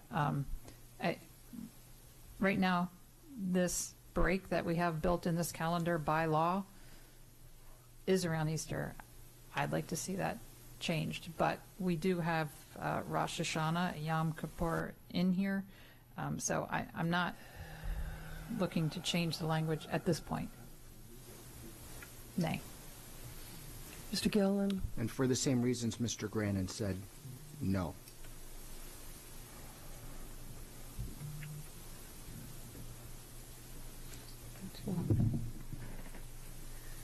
Okay, 4 in the positive, 5 in the negative. Motion fails. Motion fails. Thank you. Any other motions at this time? Mrs. Hummer. So this isn't a motion, but I want to echo, and because I had the same thing, and one of the young men, and I'm sorry, I think Joshua, said, as we talk about inclusivity and building those, I think it's important to teach our students about the holidays of all of our religions. And I loved hearing him say that he's educated and he's talked about with his students. And I would like to see, and this isn't a motion, this is just, I'm putting this out here for the staff and everyone to consider, that around our religious observance days, for Eid, for Diwali, for the Jewish high holidays, that we build into the curriculum. We have a wonderful global community citizenship class that'll be starting in the fall. That's a requirement for all ninth graders, and part of it is going to have a religion component. We have advisory lessons among our middle schools, and we have community circles in our elementary schools, and I think that's the perfect opportunity around these dates to talk about these holidays,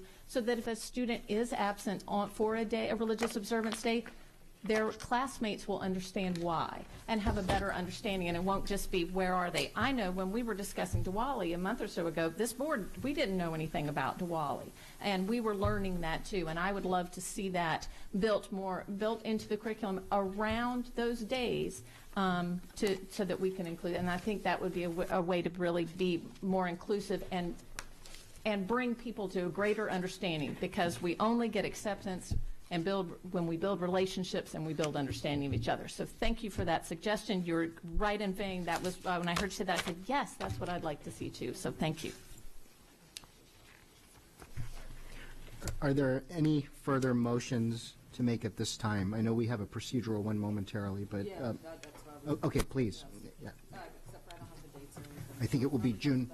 It looks like the last day for students would have to be June 16th, unless somebody wants to correct me on that. I move that we extend the end date to change the existing calendar to modify the end date to be June the 16th. Day of the week is that? Tuesday. Second. Okay, motion's been made and seconded. Is there a discussion on this motion? Or any clarifications that need to be made? No.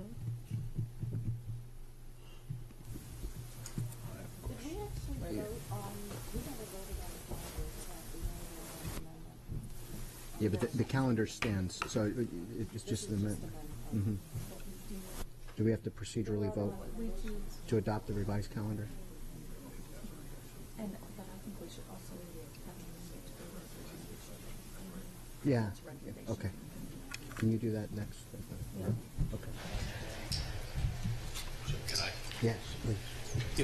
If I could add to the motion, so the motion stands now as moving the last day for students from the 15th to the 16th, and if I could add to that, the last day for teachers would move from the 16th to the 17th. Mr. Gilliland, President Gilliland, if it would please, I would like to withdraw my original amendment and propose instead the motion that of amendment to the calendar that we make the final day for students June the 16th and the final day for teachers June the 17th. Second. Okay. Discussion on that? Thank you. Seeing none, Mrs. Connolly, would you please call the roll? Mr. Grannon? Aye. Ms. Corkadone? Aye. Ms. Hummer? Aye. Ms. Urrea? Aye. Ms. Antoine? Aye. Ms. Strahan? Aye. Mr. Leib? Aye. Ms. Ellis? Aye. Mr. Gilliland? Aye. 9-0, motion passes. Before we do the survey then, so I think we're going to have a motion momentarily aligning with the calendar committee's recommendation to do the survey. But before we do that, can somebody correct me, do we need to procedurally vote for the calendar as amended, or do the amendments carry and that's the weight of the passage of the calendar?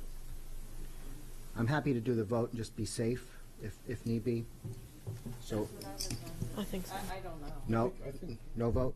The calendar's already been approved. Right. Okay, so we're good. All right. It's been approved, the amendments carry. I just don't want Right, you don't have to do it again. Dr. Salmon Collins. Okay. Mrs. Hummer. Yes, I'd like to make a motion that an additional calendar survey be put out in September for the benefit of the calendar committee as they move forward to make recommendations for the 2021 school year. Is there a second? Second. Okay. This, we've got two lights on this. Mr. Leib and then Mrs. Schallheim. Mr. President, I just question whether a motion by the board is required in order for the superintendent. You know, this is part of their job. Yeah, if they're going to do the calendar, they said they're going to do a survey, just let's back off and let the staff. I'll the withdraw. You are superintendent do their job. absolutely correct, Mr. Lobb. This falls under the superintendent's purview, and I'll just put out there that I'm in favor of it, and, you know, that was on. Thank you, Mr. Lobb. So the motion's been withdrawn. There's still two lights. Mrs. Schallheim, you were next. But I do want to implore the creators of the survey to please, I mean, you've now heard from a variety of us. If there, and I don't know the answer, this is not my wheelhouse, and I hated statistics in school, and I don't know how to do that, but there's a way not to pin these sorts of things against each other, I would be grateful.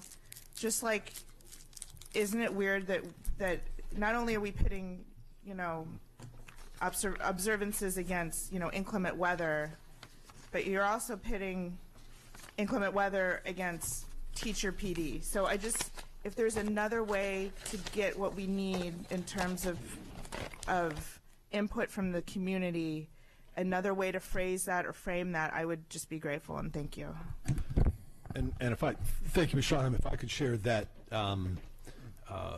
we will now have significantly more time to craft a survey.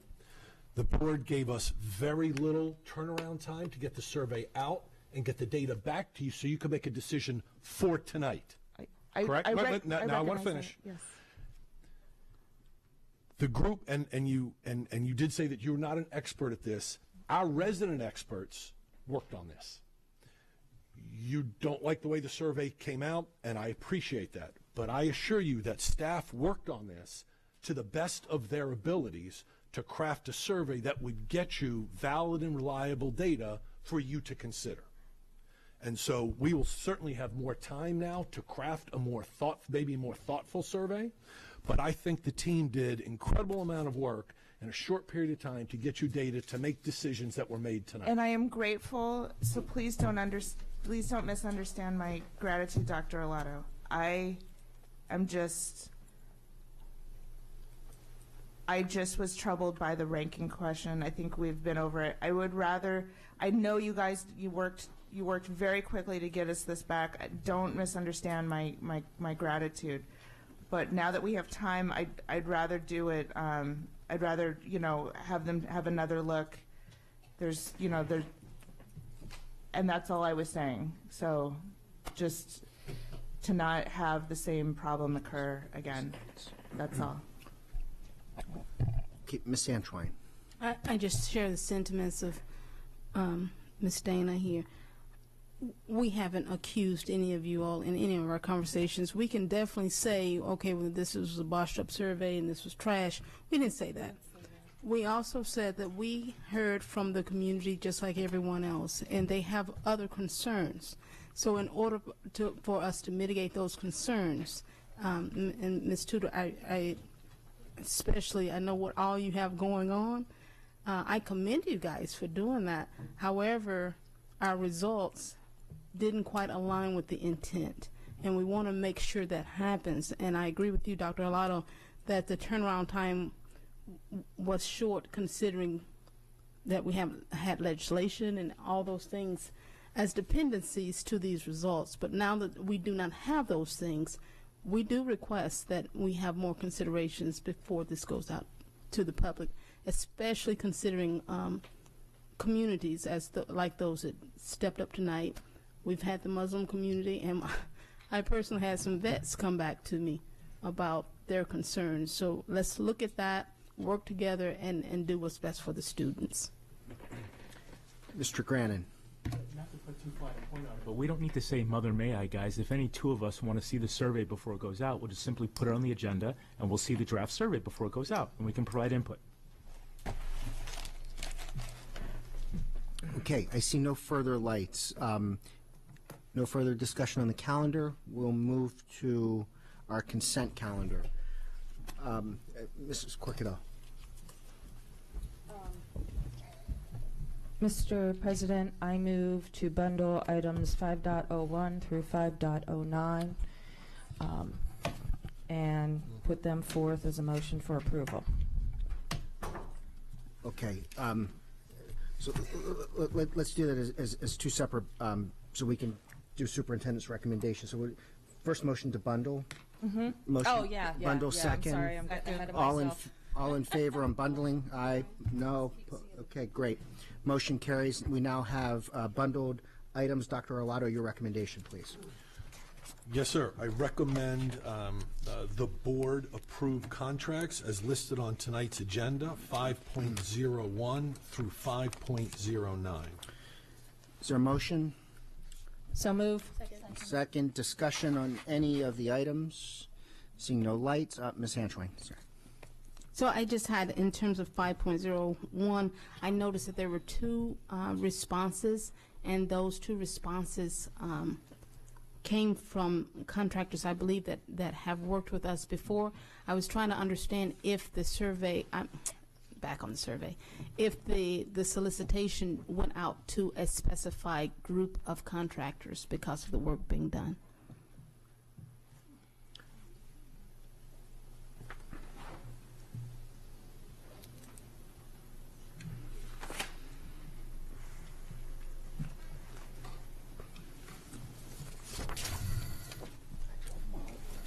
Alex Shackno is Chief Operating Officer. You'll see on the cover sheet, Ms. Antwine, that the bid was sent to 48 firms, 19 of which were MBE firms as well. So those are firms that have pre-selected. We have a process here at the school district that any company can sign up. It's an electronic online application process. Sign up and declare interest categories, so that anytime that we have a solicitation, in this case it's floor covering, but it could be fill in the blank, there's hundreds of these categories, right? So you fill in the category, and anytime work comes up in that category, you are direct solicited. But over and above that, we also advertise on e-Maryland Marketplace, which is a requirement of state law. We advertise on our website, so there's other avenues as well. So we do both large-scale advertisements of all of our solicitation, but in addition to that, we specifically direct, target, and send out those solicitations to those firms that have pre-registered. So on this item and on every one of the other contract items that will come before you, so example, if you flip to the very next one in your packet there, not to throw you off, Ms. Antwine, but just orientation-wise for 5.02, you'll see that that one, which had to do with copiers, went out to 218 firms, 47 of which were declared MBE, et cetera. So that information is provided for you on the cover sheet of each and every one of these items. Thank you for that. Yes, ma'am, and while absolutely. you're there, I have one more follow-up question about these contracts. I noticed, based on the material of instruction, that there were separate contracts going to the same group. Is it possible to do one contract in terms of administration, or, for example, if it's to enhance high school reading and then also to enhance middle school reading, but the award is to the same company, do you guys normally put that on one contract after we approve the contracts, or are those considered two separate contracts? I think for tracking purposes, we do track our expenditures. They're sort of split by convenience. That's one part of the answer. The second answer, though, it's not necessarily a fait accompli that it's going to go to the same firm. So, you know, different firms specialize in different things. In this case, it wound up being the same firm, but you don't always know that going into it. So we don't want to disadvantage. If we bundle, sometimes when we bundle things, you'll sort of knock out a company that could have gotten part of the work, but maybe can't take all of the work. So there's different procurement strategies, and our purchasing office works, which whatever the subject matter expert is, in this case it's material of instruction, but purchasing works with that end user to sort of develop a solicitation strategy that we think balances getting the best price, certainly getting the product that we need, but not disadvantaging the industry, the business colleagues as well, because we need them to be successful in order for us to be successful. Wonderful. Thank you. Yes, ma'am. Any further board questions? Seeing none, any public comment on these bundled items? Seeing none. Mrs. Connolly, this is a vote on the consent items. Ms. Hellman? Aye. Mr. Urrea? Aye. Ms. Antwine? Aye. Ms. Schauheim? Aye. Mr. Leib? Aye. Ms. Ellis? Aye. Mr. Gilliland? Aye. Ms. Corkadell? 8-0. 801 absent. Motion carries. Motion passes. Thank you. Item 6.01, there are no administrative personnel appointments tonight. We'll move to item 6.02, which is on second reading tonight. Ethics and conflicts of interest. Ms. Ortiz. Good evening. For the record, Jeanette Ortiz, Legislative and Policy Counsel. We have Policy BAF before you on second reading, Ethics and Conflict of Interest. It went for a 30-day public comment period on our website, and we did not receive any public comment, so it's on second reading before you today, and it will go on third reading at the next meeting. Great. We've got two lights. Ms. Schallheim. My comment's not about this particular one, but just to say thank you, because you're amazing, and thanks for everything you did for us this session and all of your updates on the various bills and the incredible, I guess, report. I think that's accurate, of all the things that happened and occurred this legislative session. I'm grateful, and so I don't have any specific questions about this. I just wanted to tell you that I appreciate you. Aw, thank you. I appreciate it. I love it. Session makes the cold months of the year go by very quickly. Yes. And I've been doing this for 14 sessions now under my belt, and so it was an interesting one, as usual. Yes. So thank you. Thank you. Thank you. Ms. Schallheim, it's going to sound a lot less genuine now when I thank her. So. Ms. Antwine. Whatever she said, ditto, for sure. But in section 4 of this, it talked about candidates in a contingency of eight days after written notice of failure to file. Is that aligned with what the State Board of Elections is requiring, or is that some policy for us? And the reason I bring it up is because, of course, I've been a candidate at one point, and I wasn't aware of these policies and would not, as a candidate, necessarily have known to go under ethics and otherwise to look at that for my candidate requirements. So I'm just wanting to make sure that we are aligning with what those Board of Election requirements would be as well. Can you tell me what page? Yes, ma'am. I'm looking. 12. Looks like 12 of 23. 12 of 23. Thank you. And then it's a section about candidates to be members of the board. Yes, so the language, that is a new language that is now applicable to our board. It's always been in the state policy regulations, the ethics regulations, and so we added it now that we have elected members of the board. Previously, it didn't apply to our board because they were all of the members were appointed, but now since we're moving towards a fully elected school board, we've added this information. Wonderful. So then I would also recommend that the board also re-emphasize this when the time comes with maybe some training or something to ensure that the candidates that are considering this are well aware of our policies as well. Yeah, and that may be something. This is a comment. Oh, okay. Yeah, it's just a recommendation as we move forward that we consider additional training offering training for those candidates. Great, thank you. And just to confirm, too, as a follow-up to Ms. Antwine's question, we send this, once this passes, this requirement would then go to the Board of Elections, and then they would have that on, I'm assuming they would take what's relevant for their needs and sort of copy and paste that into their format to say that the ethics form needs to be filed, so forth and so on, so that it...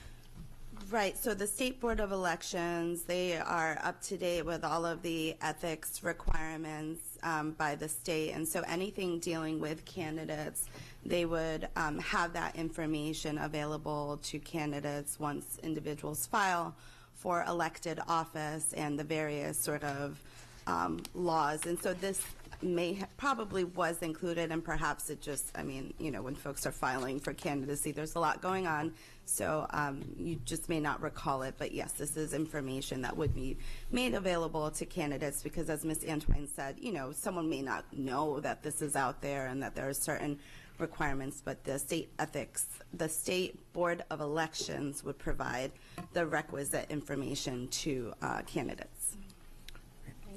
Ms. Urrea. Hi, Ms. Ortiz. I just want to thank you as well for all the work that you did for us. And I also want to just say that you're one of the most selfless people I know.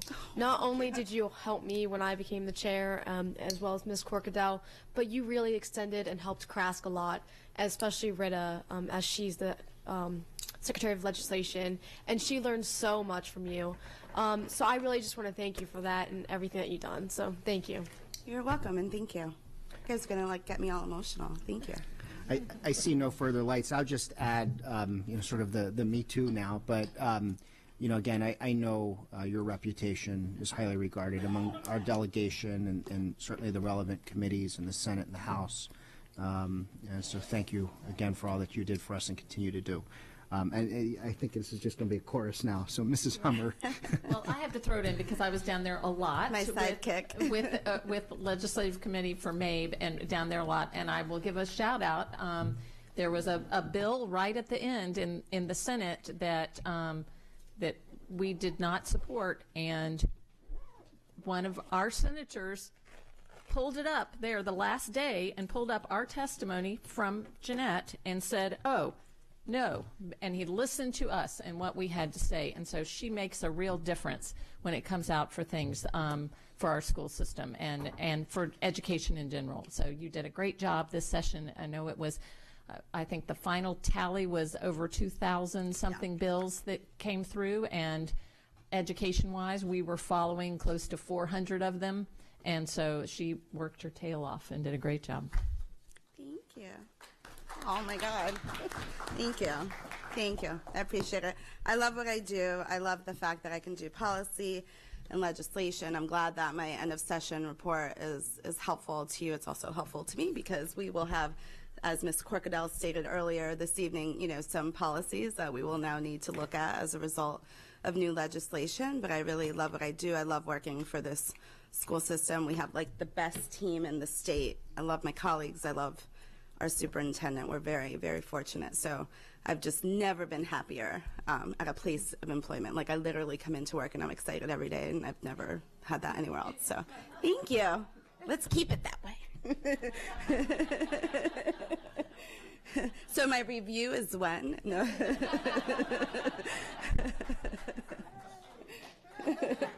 Bob's the best. Make the call, right? Thank you. Thank you. For the record, any public comment on item 6.02? Seeing none, we'll now move to item 7.01, monthly financial status report. Are there any board questions on this item? Any public comment? Seeing none, thank you. Item 7.02, construction status report. Any board questions? I'm sorry, Mr. Leib. Thank you. I just wanted to get Alex, get some exercise. It won't take long. Mr. Saxonovich, could you correct me, or I see the open space enclosures. Are we approaching the end of the pipeline for Yes. open space enclosures? I remember when this began a few moons ago. Yes, sir. For the record, Alex Shaknova, Chief Operating Officer. I didn't have gray hair when I started this journey on open space. So we began with 36 in total.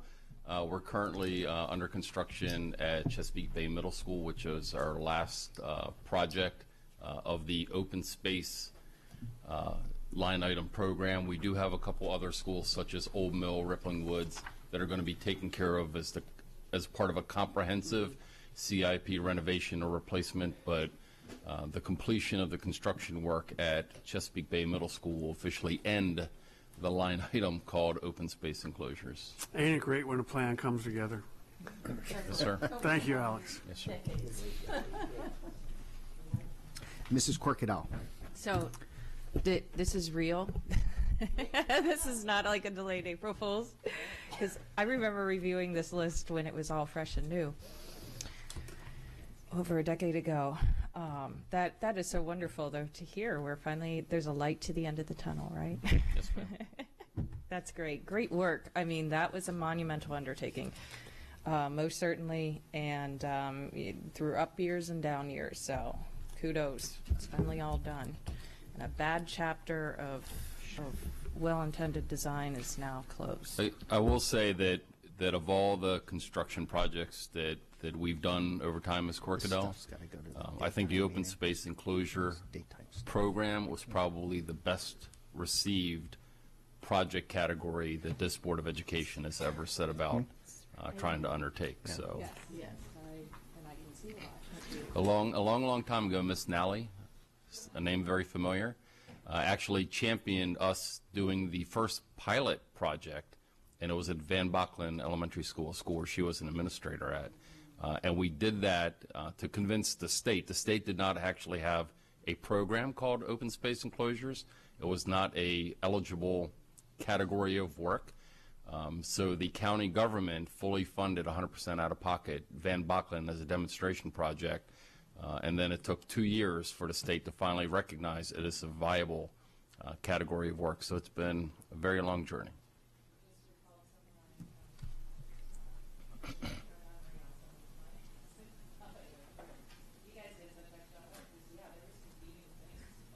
Very well been stretching this out another 5 years. So kudos for the tenacity. Good job, Brenda. Mrs. Hummer. And I just want to say, I'm always, whenever we get these status updates, I'm always so impressed to see in one document how much y'all have going on and are managing at one time everything from a complete new construction to, systemic upgrades to everything, and doing it all well and on time and under budget. So hats off to your team. Yes, ma'am. Thank you. Thank you. She worked in the yaw in honor of Mrs. Nally, so thank you for that. Seeing no further comments on this, any public comments? Seeing none. Item 7.03, award of contracts. Any board questions? Seeing none. Any public comment? Seeing none. We have to go back into closed session for one quick appeal. So let me just announce that the next general board meeting will be on Wednesday, May 1st, 2019 at 7 p.m. And again, please note that during the month of May, we shifted the day meeting to be in the evening. So the first Wednesday will be an evening meeting at 7 p.m. given the county executive's budget announcement that morning. And then the next meeting of the Policy Committee will be on Wednesday, May 8th, 2019, 1 p.m. in Conference Room 2A. Ms. Urrea. So for a record at 10:46, we are finished. But anyway, Mr. President, I move that the board go into closed session to consult with counsel to obtain legal advice on a legal matter. Second. All in favor, say aye. Opposed, no. We stand adjourned. Thank you.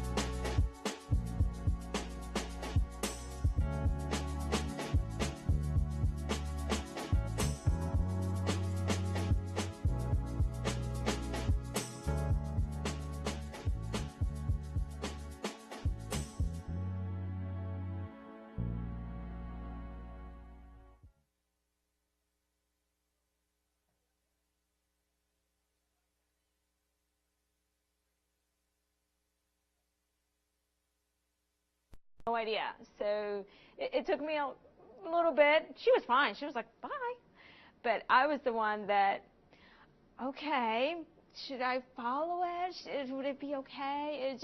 It was different. So everything from the school bus to the way the school day worked, to lunch, packing a lunch again, or giving her a lunch money, or, just all of those little things. It really was different. Then same thing with my other son. It went fine. But my third child, he